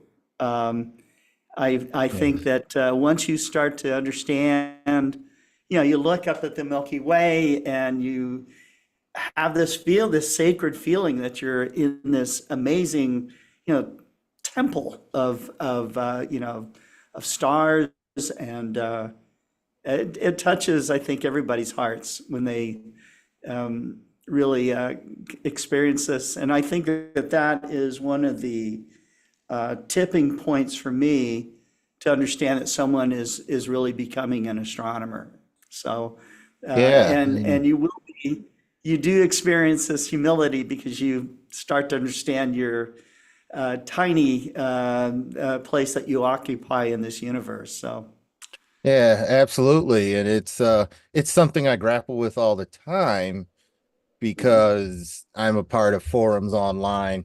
We have social media, and mhm. the stellar bonds theme made me think, there's, rather than focus on, each imager, photographer, astronomer, and their pursuit of either their pursuit of perfection or their pursuit of, I've got the best image, or I'm an expert at this, or things like that. I tend to look at it and say we all play a role. And so, perfect timing. I just put the finishing touches on the presentation that I will share with everyone. And let's go for it. Let's see if this works. Everyone sees my screen okay? Yes. Okay, good. All right. So I will Just go ahead and start might the want to take it into slideshow. presentation mode. Yeah, I'm gonna start from the beginning here, Okay. and let's see if it works. There we go. Yeah. Chasing dark skies, stellar bonds. So, David, you will always recognize this. As you can see, the pictures that seem to grab people the most when I show them are the pictures of me looking up at the night sky. And basically, this is my version of a selfie. I don't turn and look at the camera. I'm trying to demonstrate what it is I think we all ought to do, and that which draws us together, looking up at the wonders of the night sky. It's, the night sky is here, and I'll say it again at some point. Without the night sky, what would we see? So I always try to be careful and exercise this humility as the detail that I'm looking for in Milky Way photography begins to come out a little more, even in places like this with these bright cones, light pollution. It's always a goal to remember, there's a purpose for some of these, and the purpose doesn't have to be to tell everybody how good I am at things. The purpose can be to share with others this love of the night sky that I have. And so we'll go through the presentation. Some of the images have been taken very recently. Some will be brought from the past, couple years of imaging. This one's a fairly new one, and we're talking about this varied community of energy, imagers. So there's many people who are drawn to doing Milky Way nightscape photography. This night sky is what draws us, and there's different there are different folks who come out with cameras or telescopes, and in this case we'll be talking more about the cameras, and want to capture the night sky and want to make beautiful images. So there's often different motivations here. As a photographer, you've noticed how beautiful the night sky is, and you want to take part in this, and taking these beautiful vistas. You've got resources and you know how to use your camera. So you may all just looking up at YouTube or any other presentation, it may not take you long before you're already getting some pretty good images, and you're using rules of composition like leading lines and things that you've done in your daytime photography, rules of thirds and things like that. I'll be discussing some of the cons, I think, when you come into this realm and you bring in some of the photography, I'll say rules and regulations. And again, some things that I may struggle with. You happen to live near dark sites, you may take it for granted that you're always going to get an image that looks like that, that has detail in the Milky Way. And sometimes it may not happen as well. You've got those who are nightscape enthusiasts. And keep in mind, I am still going through all these phases. It doesn't, you ascend to one phase, but you drop back into any of these. I go into a photography phase. I go into the nightscape enthusiast phase where I'm taking pictures of the night sky, and I've done it for a long time. And the Milky Way photographer who ends up being a content creator shares his techniques, shares the tips that he's learned or she has learned over the years. If they've had good images, and if a nightscape enthusiast has won a competition with their images, they will be glad to share with anyone who's within earshot how to do a quote unquote proper Milky Way photo.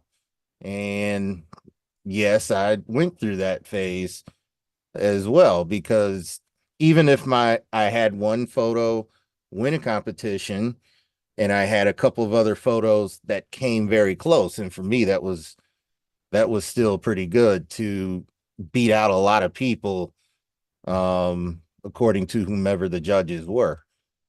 And then the amateur astronomer side, if you notice, the image that I put here is not the image of the core. it's another part of the night sky. And, when I go to the amateur astronomer side, I tend to overemphasize things like the coat hanger here and other parts of the night sky that I might know. I might know that this is Altair and that this is Tarzed, the star, and that this little region, which I won't be able to zoom because I'm in presentation, is Barnard's E. And I start going up and down and naming different constellations, Delphinus here. I start doing that. I start going Satyr region. I start demonstrating knowledge of the night sky, but to someone who's just getting into Milky Way photography, I don't know if that is helpful or not so helpful. Now, I call this dark nebula plankton. It's got an official name and number, but to me, it looks like plankton from SpongeBob. And to me, sometimes making that connection brings more people in than to get into the nuts and bolts of what we're seeing here. And so there is a common theme. Here we have the galactic core. And in a lot of nightscape photography, it's this galactic core that is a part of any and every nightscape that gets done, whether it's done with my modified camera, as you can see the HA regions carrying this bright pink, or it's done with a regular camera. But by regular, DSLR or mirrorless that comes stock has not been modified for allowing hydrogen alpha emissions. The amateur astronomer knows about the hydrogen alpha emissions. The photographer may call it an infrared mod. It's very similar thing. It's wavelengths of light we can't see naturally, but the camera can see them. So, for instance, this cat's paw and the lobster claw here show up when you use such a camera. You may not see them so much if you're using a stock camera. And it's, as an enthusiast of Milky Way photography, it's something I look for in my own images. And sometimes I'll see if I can see it in other images, as well as M22, M23, M17, M16. So I'm getting a note that my internet connection's unstable. Hopefully I'm still on here. So let's move to my next slide. And let's talk about some of the issues that I fight as a photographer and that I seem to see within others. And it's the worrying about the minutia of an image.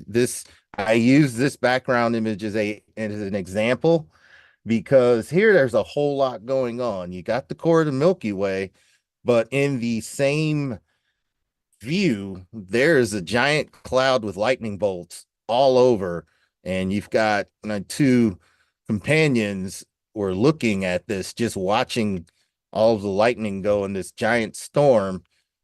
I was enthralled by the fact that you could see the Milky Way at the same time you could see this storm. And I took the picture of the whole thing. Classic photography would want to maybe crop it right here and just say, this is enough. But I like the whole thing. And that to me is what the story is. So there can be some differences when it comes to what to photograph. Do we photograph for ourselves and say, I just want to capture what I see here, and that's good enough for me? Or do I want to make a picture that it will be liked, that I think people will think is beautiful? And the answer to that was look to the night sky for an answer. If this is what I want to capture, this is what I'll capture. And let the people look at it and decide for themselves. Is it a nice picture? And what's that theme, Scott? Stay humble and just say, I'm simply trying to capture something I think is beautiful and amazing, and I don't see happening often, especially when I'm back home.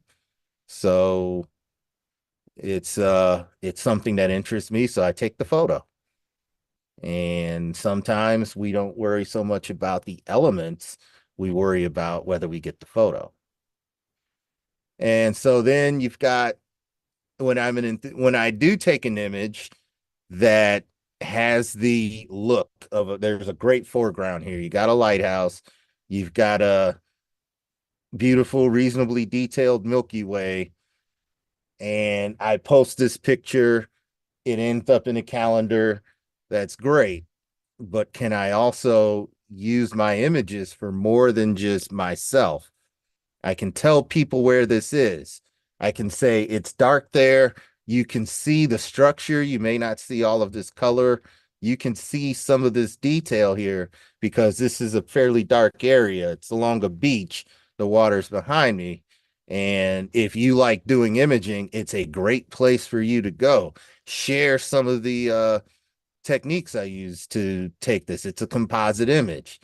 Milky Way, there was a single shot for the lighthouse, and then there was a tracking shot for the Milky Way. Talk about what's in the Milky Way. M8, M22, the small Sagittarius star cloud. There's the butterfly, and there's Ptolemy's cluster. The things that are visible because this site's so dark. So your image expands more beyond I took a great image. You talk about what's there, what you like about it, and as an extension of that, you're saying what makes the night sky so great and why it compare with lighthouses, trees, beaches, anything you pair the night sky with, to me, instantly makes that image beautiful. And one last thing is if there's someone who was born in December and is a Sagittarius, you point out the stars of Sagittarius. And it's whether you love astrology or not, there's a connection you make by pointing out those stars. And here they are. And there's M22 again. So use these images.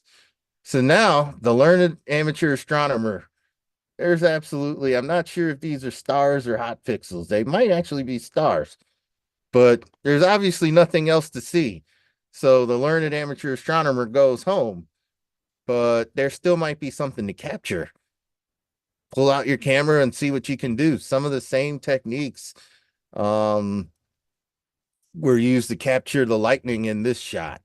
And I put this down here as my humble way to remind myself the night sky belongs to everyone. Without the night sky, what would we image?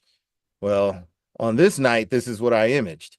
The night sky's not there, no Milky Way photography. So either you're done or you make do the best of what you've got. And then another note of humility, our images don't have to be in competition. I really feel strongly about it. I've been online and seen some amazing, this is my first Milky Way shot. It's a single image and I just need some tips and tricks to get better. Well, this was my first Milky Way shot that I was proud of. Compared to some of the things you've seen me do, the best thing I can tell you is, well, I'm using the similar composition, more stars and less star drag. This was a 49-second image, and I had no idea how long I needed to have the image run. I had a Canon 30D and an 18 to 55 millimeter f3.5 kit lens. For those that remember that Canon kit lens, but they're Sagittarius. And if I look at this image close enough, there's M22. We've got data here, M8, even a bit of M20, but would not have known that. Didn't get M4. Didn't look like that showed up. Did not know that. Was just shooting in that part of the sky and said, let's see what we get. We got a little bit of body's window here in this part of Galaxy and the Crazy Horse. So valiant first attempt. But you never get discouraged if you truly do love the night sky itself and you are interested in that sort of hobby. and then we're all a part of this universe we take pictures of. So Mm. composite competition, only do it this way, only do it that way. It's something that I work to not have in my vocabulary. When I talk about my night sky images, I talk about what I'm shooting, what I love to see. And these samples here are of places that are not the core in dark skies and in other locations. The other parts of the Milky Way can be just as fascinating to image against the ground when they present themselves. So, night sky photography does not stop at the galactic core. And all of these are examples of night sky photography. And some have Milky Way in them. There's another storm image with the Milky Way emerging. There's clouds and the Milky Way shining through that. And then you've actually got stars, so you may not see it on your screen. There's stars above this giant thunderhead. Ian Thunderheads. This was the first big one, and then I started catching other thunderheads and catching lightning bolts coming out of them. So it's a bit of a fascination. And as you can see, I also get out there when it's cold, and that doesn't stop me from going at Orion, whether it's rising here or setting. And there we've got a late frozen lake here. And the moon. There might be a lunar eclipse going on. I do have solar eclipse pictures. I did not throw one up here, but we'll keep the focus on the night. And That's a very nice lunar yeah, eclipse. you've got the lunar eclipse. You got Uranus right here. Unfortunately, didn't capture the color of it, but it's right there. And then you've got the lunar eclipse. This is what the night sky looks like during a lunar eclipse in pre-dawn, as there's maybe 2 hours left before, or an hour before astronomical twilight when I took this photo. And so I believe, and there's no excuses. So we don't just image when it's convenient. We don't just image when it's the core. We image and we see what we can get during all seasons.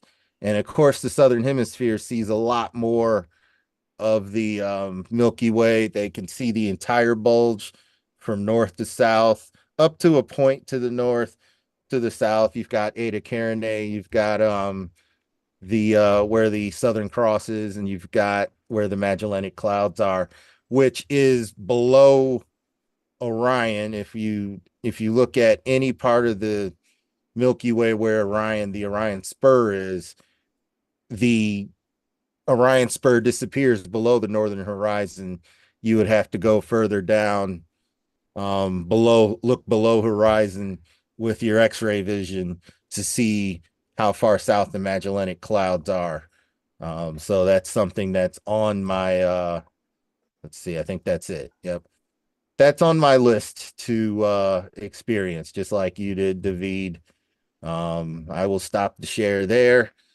That's in a nutshell my experience and growing appreciation for not only what I've learned over the years of doing this imaging, but learn from others. And rather than being competition or not like certain critiques, but understanding where those critiques are coming from. People come from all different walks of photography, bring their kind of bring their rules and ethics, so to speak, Yeah, into it. And the night sky draws us all in. And it's up to us to talk about the similarities that's and right. not so much the differences. So That's that right. is my Exactly. presentation. Thank you, Scott, as usual, for having Thank me. you, Adrian. David, thank you, Okay.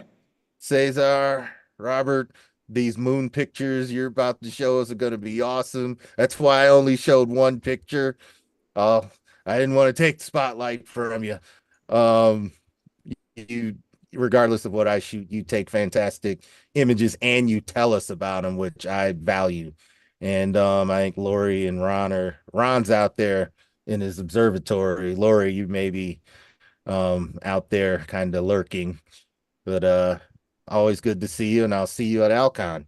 Hope Okay, all Well, right. that's it. Adrian, I just want to say, as you and most of our regular listeners know, when I look at your pictures, I always think of Mozart. And I think of the beauty and the joy that he brought to the world is seconded by the beauty and joy you're bringing to the world through your magnificent photographs. But in this particular presentation I just heard, the particular part of Mozart was the 29th Symphony, because it starts with this very fast dum bum, dum bum, and then gets into a slow second movement, and then the third and fourth movements get fast again. And it kind of shows like the ebb and flow of the night sky, just as you presented it. Really nice going, Adrian. Good work. Thank you. Thank you, David. That's yeah, I've gone back to trying to do these presentations because I think there's more to share and more that I learned after putting the presentation together. So very interesting observation. I have a slideshow and I put Einklein night music to that slideshow. I will show you when I see you in Kansas City how it turned out. I'll be seeing you soon there, Adrian. Looking forward to it. All right, Okay. Scott. All right. Thank you so much.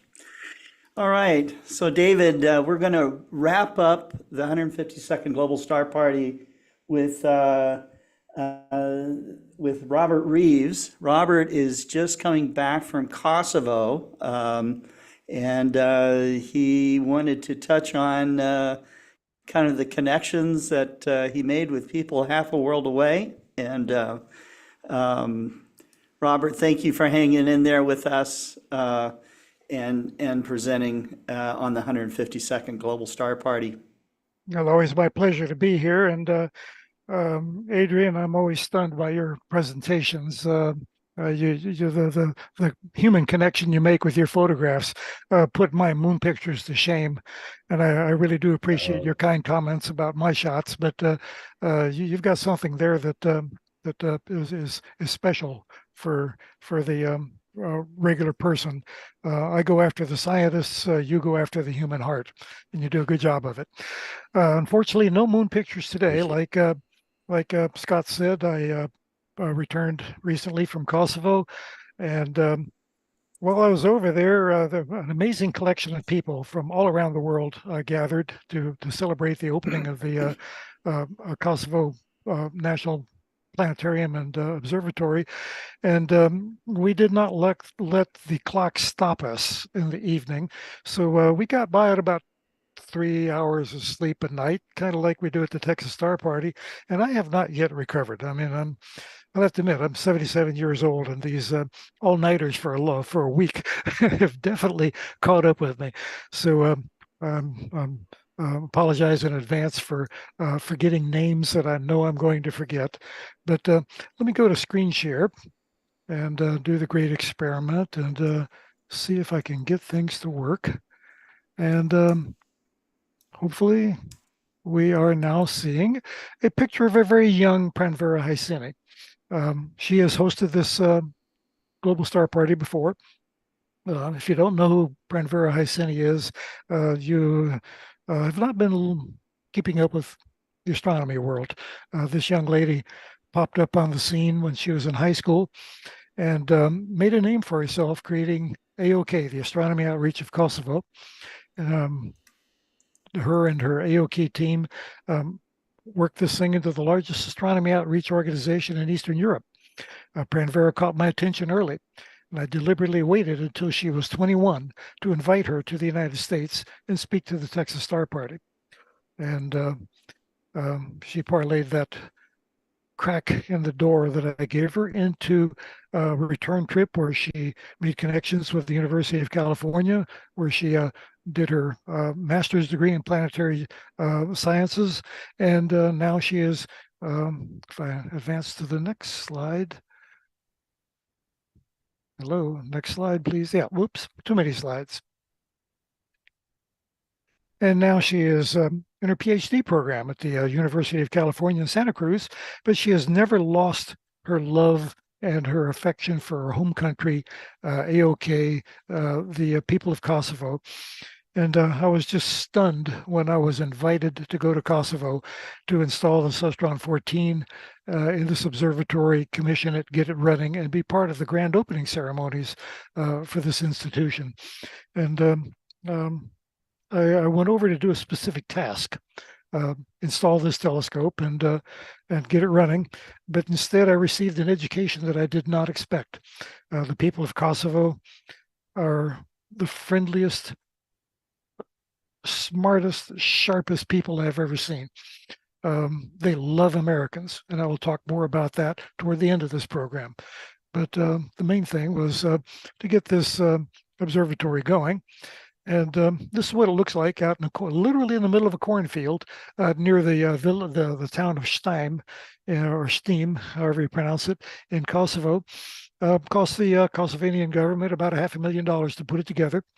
And it's got a 9-meter dome, planetarium dome in it. It's got a 6-meter observatory dome. We put the Celestron 14 in it, got it working. It's got a lecture hall in it. It's got a museum display area in it. They've done a really nice job of this. And we'll take a look at this as we go along. The sign on the side of it literally went up behind my back. When I arrived, it had no sign on it. I blinked my eye and they'd installed it, both in Albanian and English, National Observatory and Planetarium of Kosovo. A view of it at night. It's surrounded by red lights on the exterior, of course. And this is what it looked like. We arrived on a Monday, and this is what the place looked like: a bare, blank, empty room. Yes, the facility was complete, but it was not decked out with anything. So Pran is sitting in front of this massive bunch of boxes from Skywatcher and Celestron. We provided her with a Celestron. I say, because I work for Celestron. Kevin Kawai and I went over to assist on this. Ben Hauk, Vice President of Sales with Celestron, was there as well. And in the course of 48 hours, we went from a blank room to a fully functional observatory and planetarium. So let's scoot through some more pictures. One thing I want to point out, like I said, Kosovo is very friendly, a unique country. I've never seen any place like it. When you go out to eat, the destination is going to be a gas station. And here in the United States, you think of gas station food as a week-old burrito that's been underneath a hot lamp too long. But in Kosovo, this is a Shell station, not far from where the observatory was. It had a fully stocked bar. It had a chef that cooked for the people who came there to eat. And as I go through the series of slides around the table, you will see that our meals are very competitive with a very good restaurant here in the United States. So one of my first introductions to the amazing culture there. Of course, other people that came over as well. Pranvera Hysini's PhD advisor to my right, Dr. Miriam Tellis from the University of California. On my to the left of me, Dr. Raja Thankura, the head of the astronomy department at the University of California at there in the, like I said, names are going to be vanishing with me. I'm still jet lagged at Santa Cruz. And of course, in the foreground, everybody knows Steve Ramsden of the Charlie Bates Solar Astronomy Project. He was been a longtime supporter of Pranvera. Here we all are in the streets of Kosovo as we're going to visit some of the dignitaries there. And many group pictures around dinner tables as we're having dinner with our new friends from the board of the Astronomy Outreach of Kosovo. The fellow right square in the middle, in the white T-shirt, that's Orhan. He's a electrical engineer, and he turns out to be the chief engineer of the observatory. The guy is amazing. He could do anything. And here, Buhar Mehmeti and Pranvera placing the CGXL telescope mount on top of the Star Zone peer adapter that I just installed. We had to drill into the concrete and sink anchor bolts and put that adapter on it. And then the C14 was mounted on top of that. And here, Buhar is showing off our handiwork. C14 installed. And like I said, Celestron donated this to the Astronomy Outreach of Kosovo specifically for this observatory a good many years ago. And it's taken Pranvera and AOK a good number of years to finally get the Kosovar government to finance and build this facility. It's had starts and stops with governmental changes and so forth. And like any bureaucracy here in the United States, AOK faced the same issues in Kosovo, but it's finally complete. It's installed, it works, everybody's happy. And yet another view, and here the team that was working on preparing the observatory, celebrating getting the thing in action. And a lot of the AOK members, many of them are young girls, an amazing number of very young girls. I'll point out the lady in purple, second from the right. She just graduated from high school. This young lady is studying particle physics. Her dream is to build a CubeSat to study neutrinos in space. And if she has half the drive that the rest of the AOK team does, she will get it done. And me standing by the reason why I was invited to Kosovo. And we got this thing working. And Pranvera seeing first light through the telescope that the observatory that she shepherded along over all these many years. And she took a quick cell phone snap of the moon through it, and turned out reasonably good for a handheld picture, just holding the phone straight up to the eyepiece. And Pran giving her opinion of the newly installed telescope. Next went up some wall displays in the observatory itself. And like I said, Orhan, chief engineer, that guy shimmied up that dome I mean, he crawled. We call him the master dome crawler. He's fearless. He shimmied up that thing in a heartbeat to take care of a minor electrical problem. And here we are, the C14, about to do first light, the moon shining through the observatory slot. Way too many pictures of the telescope.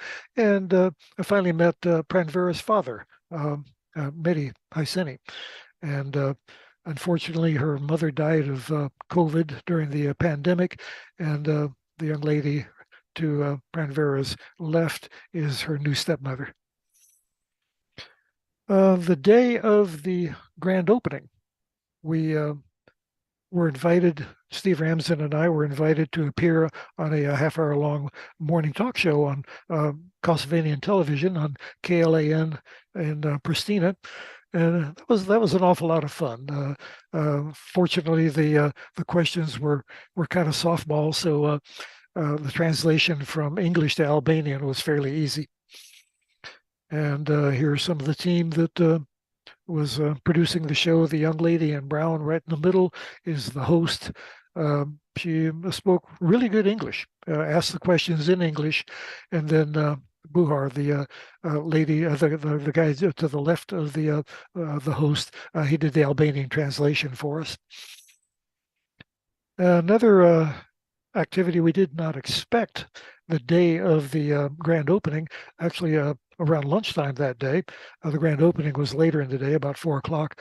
We were invited to the Kosovanian Parliament, and the entire American delegation and the AOK board were invited to meet with, I hope I can pronounce his name, Glauk Konjufka, the president of the Kosovanian Parliament. He's the fellow on the extreme left, seated with the jacket on, and he is basically number 3 in Kosovo, a position equal to the American Speaker of the House. And of course, a group picture of all of us. the young lady in white and black spotted dress immediately to my right, um, Diana from Sky and Telescope. She was there covering the event for Sky and Telescope, and I was there doing double duty, also representing Astronomy Magazine. My article about it will appear after the holiday, July 4th holiday. Diana's article has already appeared online on the Sky and Telescope website.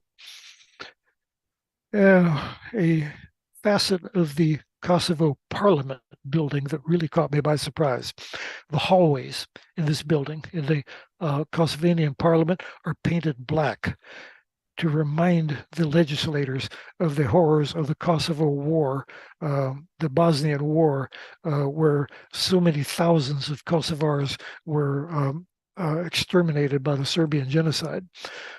There's the last known words of many people who disappeared are written on the walls in white, and hanging from the ceiling are over 1,000 keys, each representing a person who is still missing after the Serb genocide.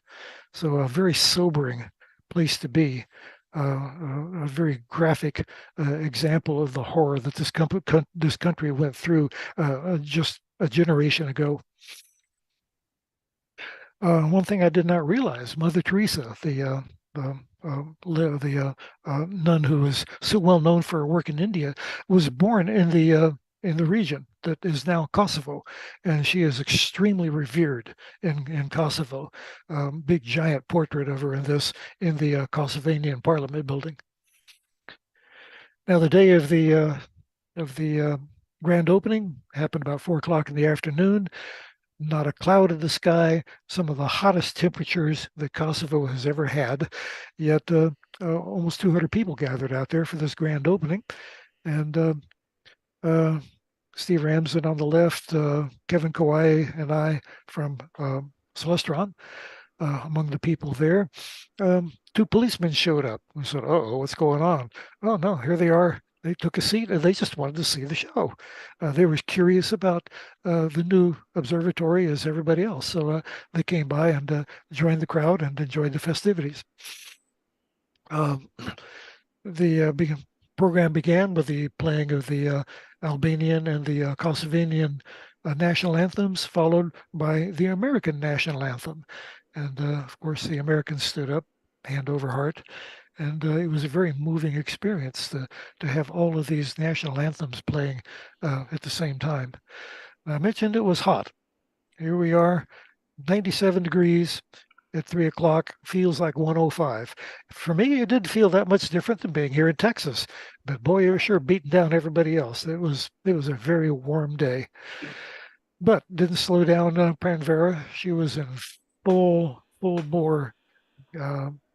She was on the money. She pulled off this grand opening, and she was going in grand style. Steve Ramsden, like I said, the head of the Charlie Bates Solar Astronomy Project, longtime supporter of the astronomy outreach of Kosovo. He's been helping them out with equipment and support for many years, and he presented AOK with 1,000 euros to help maintain and run the observatory. It's been a long time situation with planetariums and observatories where some donor will donate the money to build a place, but then the people that inherit it discover that the actual operation of it actually costs more, and they wish that they had built it and the donors would support it. But here Steve gave them a head start. 1,000 euros will go a long way in Kosovo. Prices are extremely reasonable. The grand opening ceremonies included a ribbon cutting. Here we see the bald-headed fellow in the middle is the mayor of Steam. The lady in the brown stripes is the Kosovanian Minister of Education. Then Steve Ramsden, Pranvera, and then representing Celestron, Kevin Kawai. Cut the ribbon, and then in we went. Now notice the balloons. Those balloons were put up the previous night, and then during the day it started getting hot. and those balloons swelled up and did what balloons do in hot weather, and it is shocking how loud they were when they burst. I equate their popping to the same as a 38 caliber snub nose at the pistol range. It was quite scary when they started exploding. Inside, the Minister of Education being shown the museum's meteorite collection by Pranvera herself, showing off a rather marvelous example of a thin sliced palisite. Oops.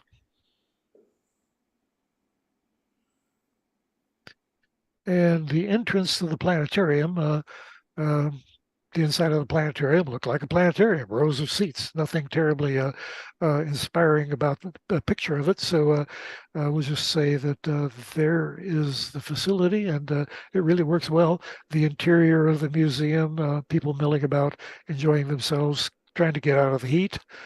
And on one wall, the board of AOK, the people who made this happen, the people who did the hard work, worked with the government, got this place built, the people who are running it today.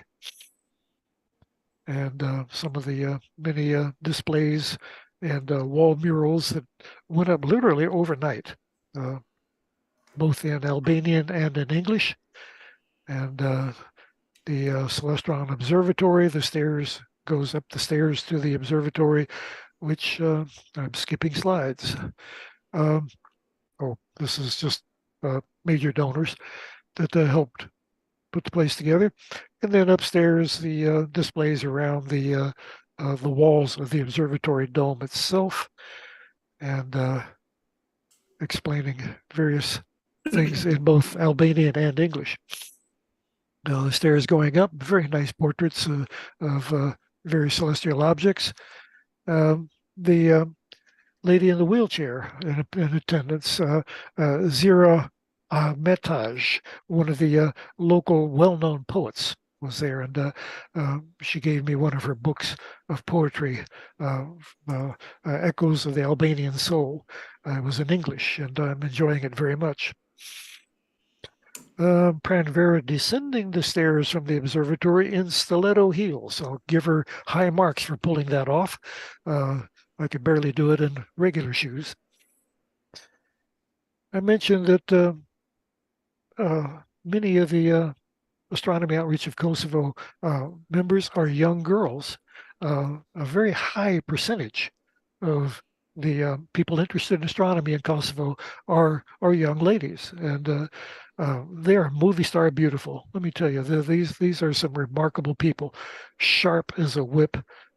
These people are going places. Steve Ramsden setting up the 150 millimeter solar telescope up on the observing deck outside of the main observatory. This now gives the Kosovo Planetarium and Observatory the largest solar telescope in Eastern Europe. And Pranvera showing off the 14-inch to the Minister of Education. I'm not even going to try to pronounce her name. And solar observing up on the deck. The Minister of Education taking a look at the sun and getting a feel for what AOK is trying to accomplish in their country. Pranvera and her PhD advisor by the telescope on the extreme left, Ben Hauk, Vice President of Celestron, Diana Honeykainen again with Scan Telescope, and I forget the gentleman's name on the right. I am sorry. And Kevin and I up on the observing deck, enjoying the Texas-like heat. And another shot of Pranvera with her, with Miriam Tellis, her PhD advisor, and in deference to the heat, Pranvera has shed her high heel shoes. And as the moon rose, we continued to enjoy the evening. And like I said, it was rather remarkable. A huge number of people there, very excited about the facility. Nighttime fell. Everybody enjoyed themselves very much. The next day, we were asked to attend an audience with the mayor of Steam, Again, a name that is impossible for me to pronounce, but he's the gentleman in blue at the end of the right-hand side of the table. The entire American contingent and um, the board members of AOK in attendance. Me and Kevin and James Winter, a longtime friend of Pran's, and Celestron getting a award of recognition from the city of Stein for our help with putting the observatory together. And of course, Pran also being recognized for the amazing work that she did in getting this facility built and operational. And the mayor doing the crossed hands, cross hook thumbs, spread fingers symbol of the Albanian flag, the double eagle that is on Stephen's T-shirt. It's a very popular symbol over there. And of course, outside, group picture of everybody with the mayor. That afternoon, the day after grand opening, we began a series of lectures at the planetarium lecture hall. I led off with a lecture about the moon, others astrophysics, space observatories, analysis of meteorites, a very varied but very in-depth program. And the final day we were there, we got to look around Kosovo a little bit. And one thing that we had to do was visit the family compound of Adem Zashari, the national hero of Kosovo. He was the leader of the Kosovanian Liberation Army fighting against the Serbs when the Serbs were trying to, were doing the genocide in Kosovo. I won't show you the shocking details of what happened to them, but the house behind this sign, you see, it's covered by a structure, and it's got a scaffold around it. That is to protect it and keep it from collapsing, because you see, there's holes in the wall. That's just a minor part of the bombardment that this house suffered at the hands of the Serbs. RPG rounds, machine gun fire, artillery rounds. This was the home of Adem Zashari and his extended family, 57 men, women, and young children. Everybody was slaughtered by the Serbs. And this is a national monument in Kosovo. Adem Zashari is revered as the leader of the resistance against the Serbs. And he and his entire family were obliterated in this attack.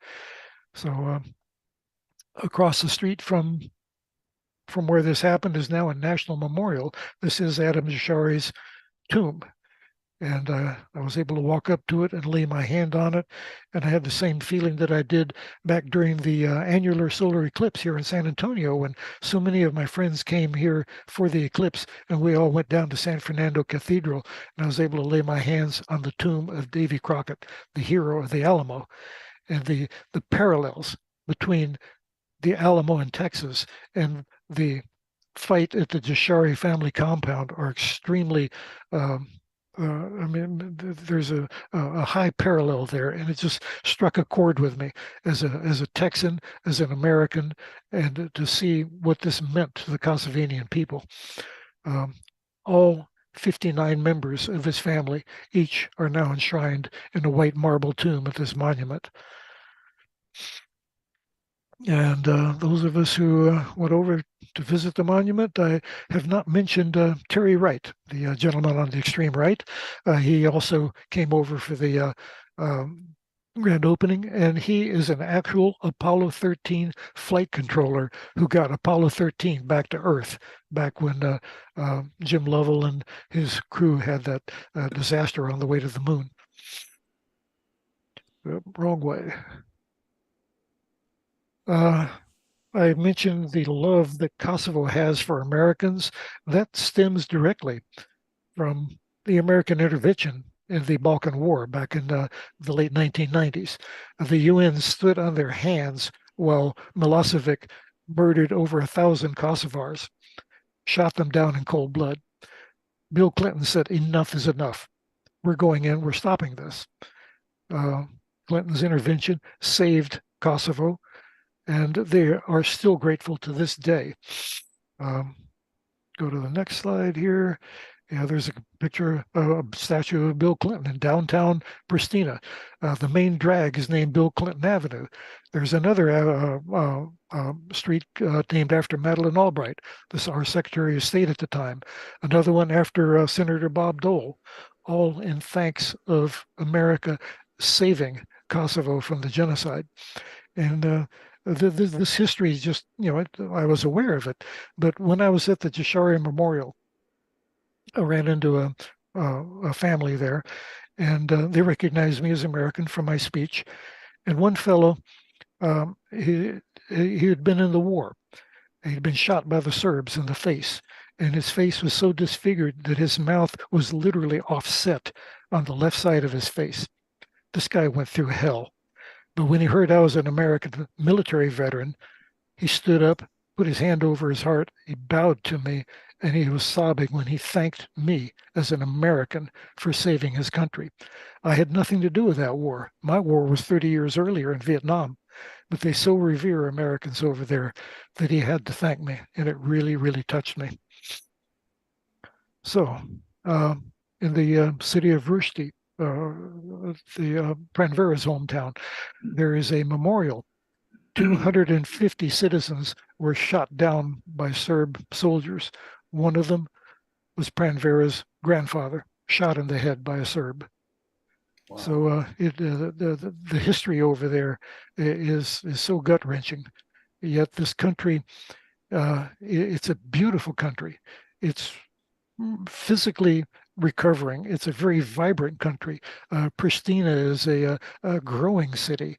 I looked around, I could count 20 construction cranes building new buildings. It's a very vibrant and growing society, and they are healing from the war. The Kosovars say, we forgive, but we never forget.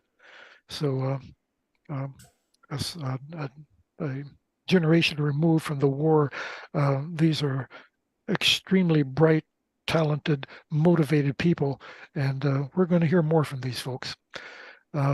Final day we were there, we were invited to a big dinner at Pranvera's father's home, about a half-hour drive from Pristina. Big roast lamb dinner for everybody, and good send-off for us all. The entire Medi family and the American contingent all together there for one last goodbye. Now, my final picture, I mentioned the Kosovars revere Americans. Everywhere you go, whenever you see a Kosovinian flag, you're going to find an American flag next to it. I have never seen such an outpouring of love for America as I did in Kosovo. I've never seen such a motivated, talented bunch of young people willing to build their new country, to learn and to grow with their country and be part of the world. And it was just, like I said, I went over there to do a task, install a telescope, but I got an education that I will never forget. These are amazing people. And like I said, we haven't heard the last of them yet. So thank you for letting me share all of this. Robert, I have two thoughts on your lecture that I just heard. The first one is that you're delving into the political problems that this country had. Brought me back to about the same time when this terrible thing was going on. Was the same time that out at Jupiter, a comet was colliding with Jupiter almost at the same moment that all this was going on in Kosovo. I remember both events very well. The other thing is that your presentation showed me better than anything else I've heard. Better than the debate last week, certainly better than the debate last week, but better than almost everything. How lucky we have it here in the United States. Yes. The United States is a wonderful country. Why can't its citizens remember that. And I hope they'll celebrate it on Thursday. Anyway, Robert, it was wonderful. It was emotional. It was moving. You talked about the night sky. You talked about the history of that country that I myself would like to visit perhaps someday. And congratulations. Good work. Thank you very much. It's also the whole thing's encapsulated with Pramvera's dream of looking up at the stars and wish to embrace the whole aspect of educating the youth of Kosovo to uplift them out of the horror and the strife that they experienced.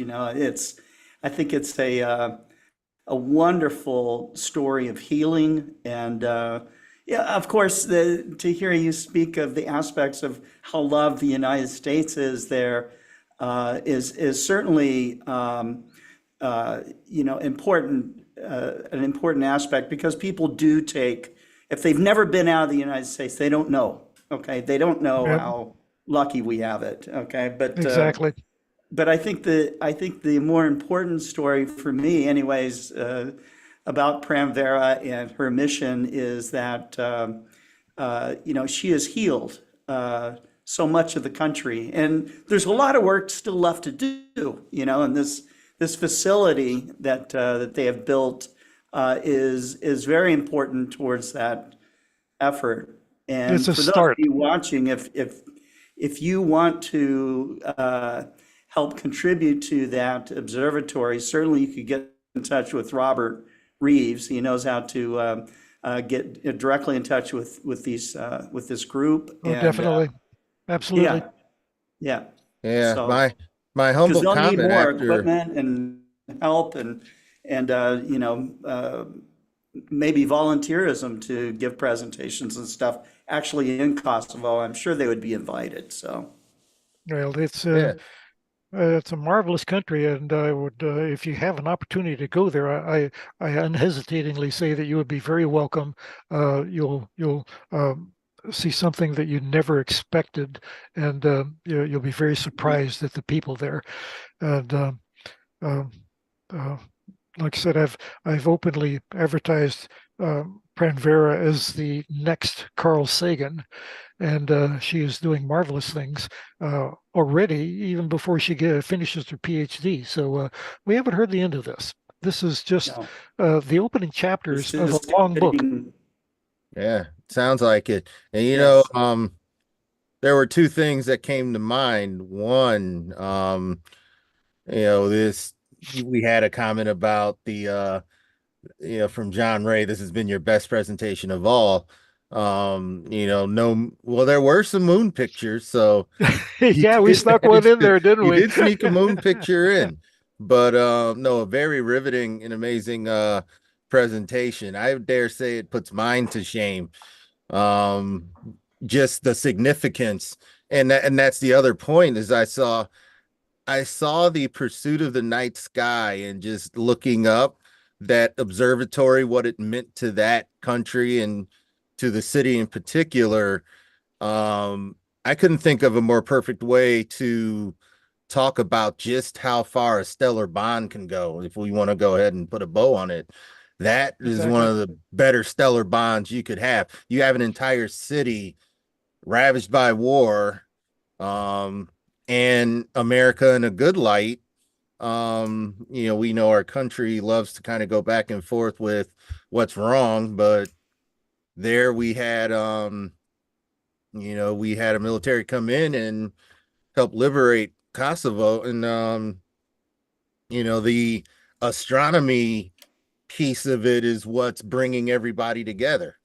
And that's I think that just shows how powerful what it is we're doing. And why I mentioned, the beautiful images that are taken of the night sky, and the beauty of the night sky, to me, has more than just a purpose of, well, that looks good, let me go do something else.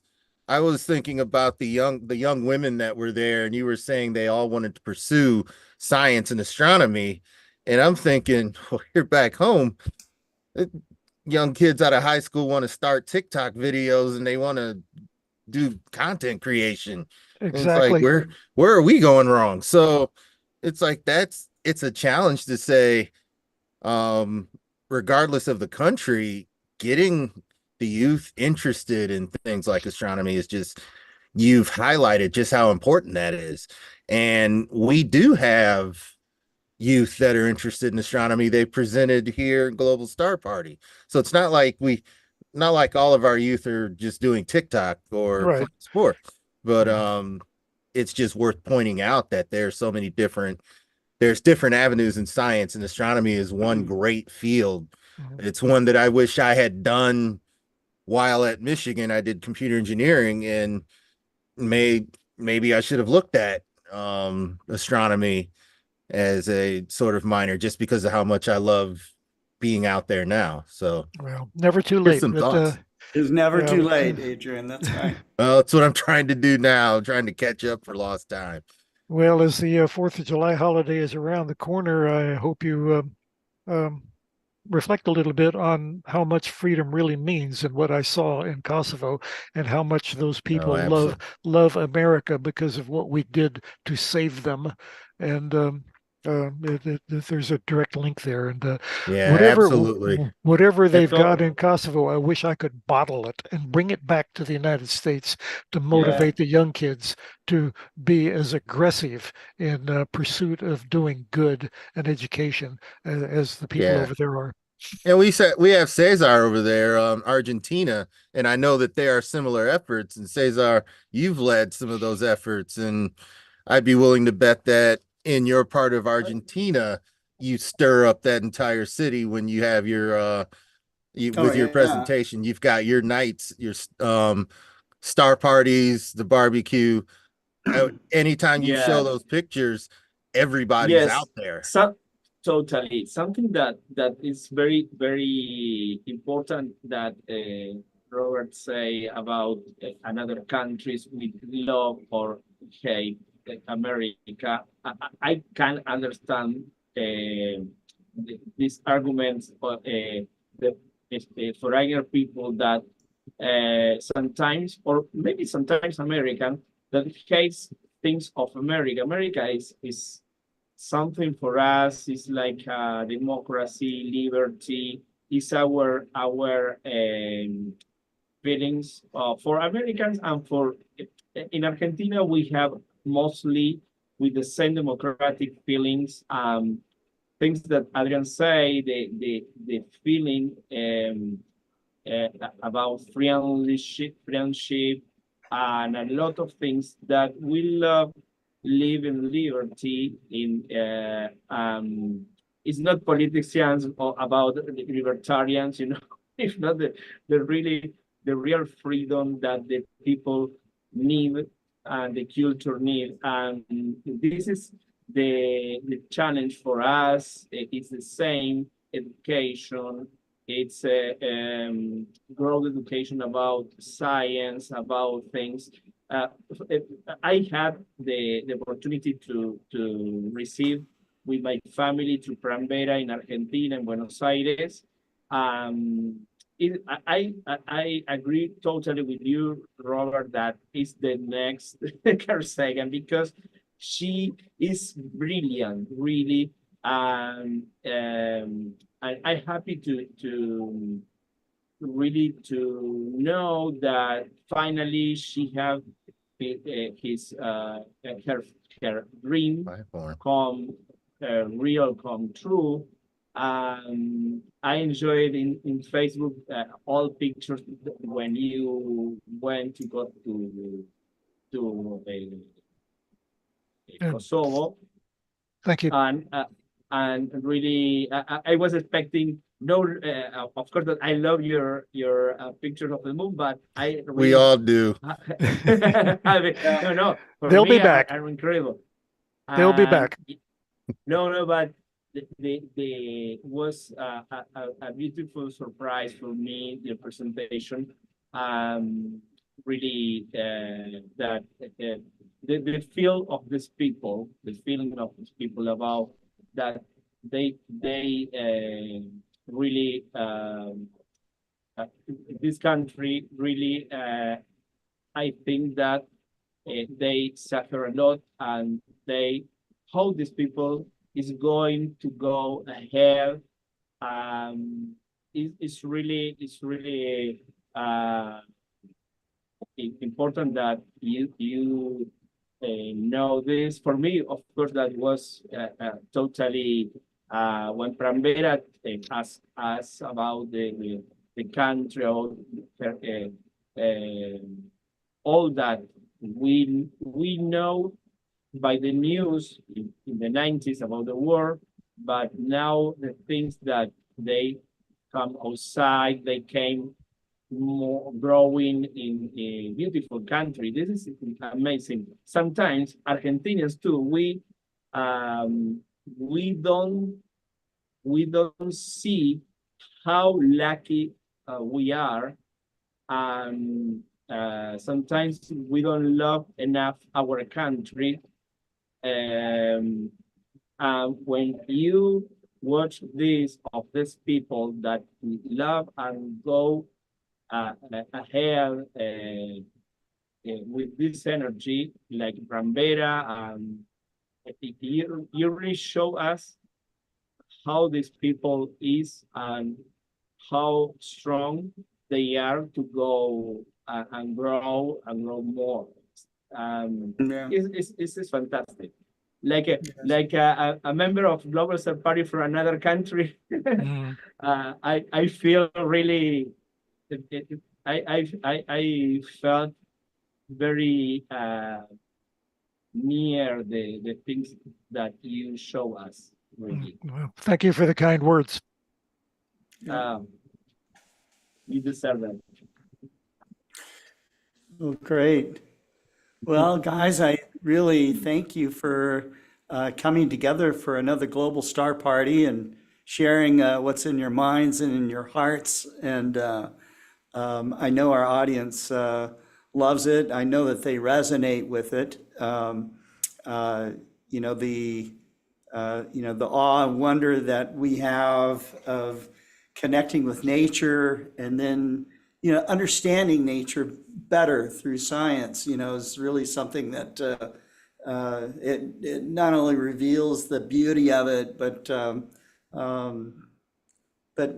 lets us all start to ask more questions, and keep exploring. There's that activity of that personal exploration that we have in with the universe, whether you're someone that has discovered comets like David Levy, or make incredible nightscapes like Adrian, and know the moon like the back of your hand like Robert Reeves, or Caesar's introduction of the wonders of astronomy from his southern sky patio, and Lori, explaining, the achievements of scouts and girls learning more about science and astronomy through their programs. I think that more than what the countries have going for themselves, it is how looking up at the sky kind of unifies all of us, and it's something that, even if we couldn't explain it in our own languages to each other, we innately understand it, so that's the thing that gives us the bond, so, but okay, I think that this will conclude our Global Star Party for tonight, and I have scheduled July 9th, which is next Tuesday, for the 153rd Global Star Party. So stay tuned for an announcement. They'll be coming out on Facebook and off of our website. So again, thank you very much. Special thanks to David Levy for being our co-host, and also for the Astronomical League to in all their participation and support that they have for Global Star Party. If you are going to the Alcon event, many of us will see you there. So keep looking up, and good night. Good night. Good Good night. night, everyone. Night, everyone. Night.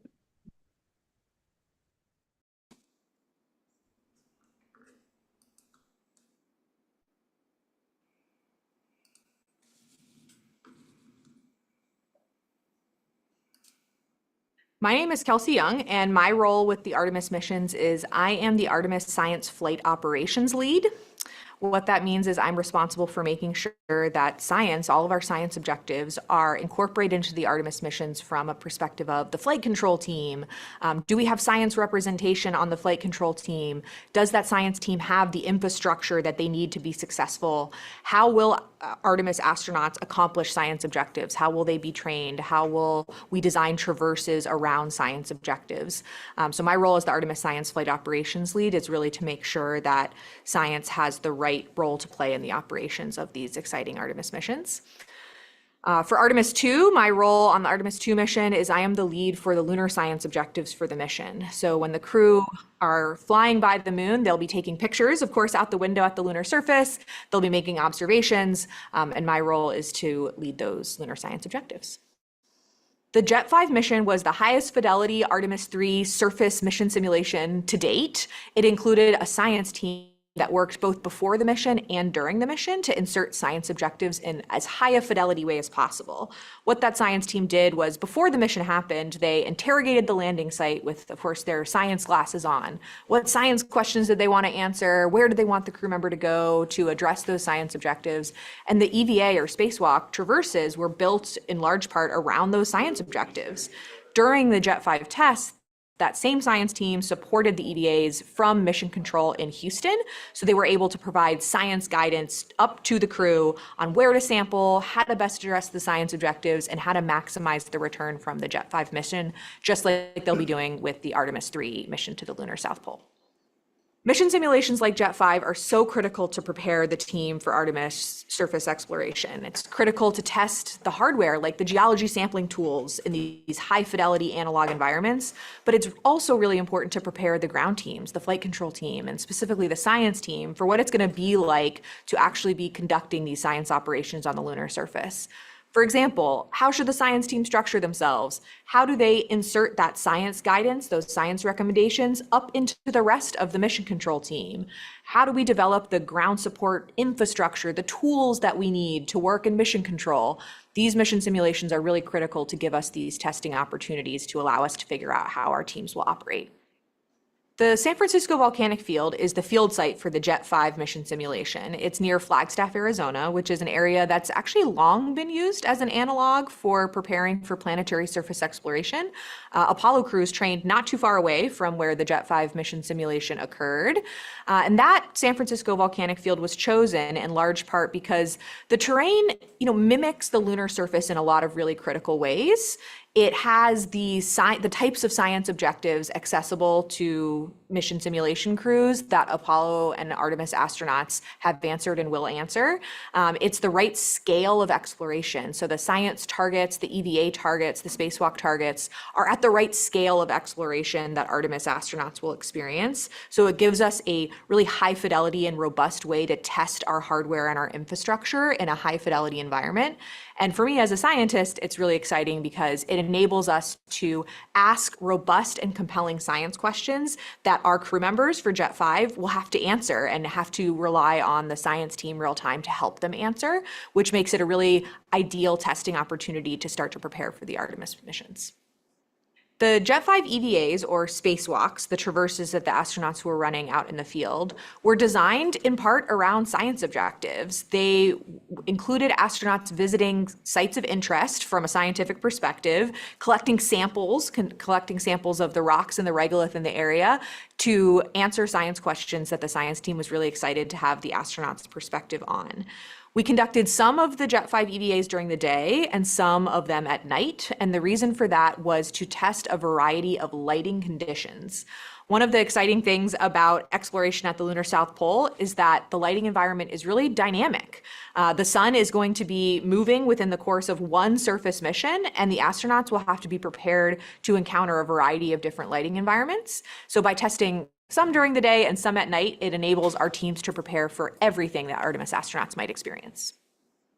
The Jet 5 EVAs were conducted with astronauts in the field out in Arizona in our test site, but they were supported by a mission control team back on Earth, so to speak, which in this case meant Houston, Texas, and mission control. So we had a full EVA flight control team supporting the Jet 5 EVAs at the traverses as they were conducted. And as a part of that flight control team, we had a full science team in the loop as well. So just like we expect for future Artemis missions, we had a science backroom full of lunar scientists and geologists providing guidance to the crew real time. And we also had a science flight controller embedded in the EVA flight control team as that sort of senior voice for science within the rest of the EVA flight control disciplines. The science evaluation room is the science backroom for Artemis missions, and we actually had that science backroom populated for the Jet 5 EVAs as well. What the science backroom or science evaluation room for Artemis is actually the brain trust of lunar scientists and geologists who are responsible for accomplishing our lunar science and lunar surface science and geologic observations and objectives during each Artemis mission.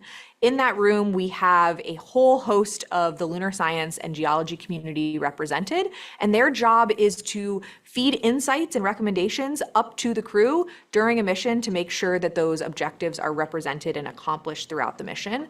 So it's really kind of where the lunar science magic happens within the flight control team and within mission control back on Earth during an Artemis mission. The science evaluation room or science backroom for an Artemis mission has a lot of different kind of roles and expertise represented within it. You have lunar scientists, you have geologists, you have experts in imagery and imagery analysis, because images are, of course, a critical data set for the science community after a mission. You have experts in sample science, people who are really wanting to study the samples when they return to Earth. You have software experts and lunar data experts all working together to make sure that the science objectives, the lunar science objectives of that mission are accomplished, and that science expertise can be injected through the flight control team real time. Artemis lunar science objectives will include those accomplished through geology, through geologic sampling. We'll be using geology tools like a rock hammer to get samples in situ to collect for return to Earth. But they'll also include science payloads or science instruments that crew deploy on the lunar surface, but that return data back to the science teams for those instruments on Earth. So the lunar science team, the Artemis mission science team, will include those representing geology, lunar science, the lunar science payloads, and they'll all be working together to accomplish the lunar science objectives. It takes a lot of work to create a geology and science well-trained crew member, and we do that in a number of different settings. We do it in the classroom, we do it in the field, we do it through mission simulations, and we do it by pulling on science community members from across the number of science disciplines for which we have Artemis science objectives. Definitely takes a science village to create that well-trained crew member, and we're fortunate to have those well-trained crew members as our science team proxies on the lunar surface.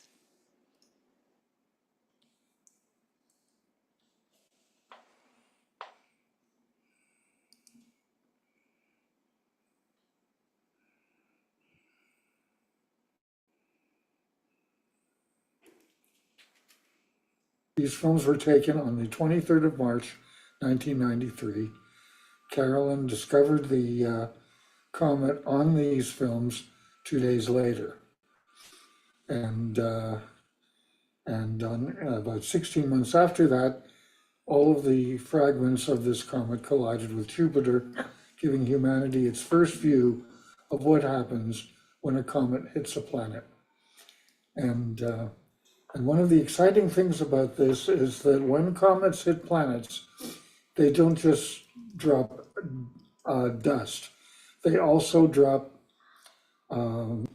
organic materials, carbon, hydrogen, oxygen, and nitrogen, which eventually turn into proteins, amino acids, RNA, and finally, on one magic day, DNA. Comet impacts are really the first step in the origin of life.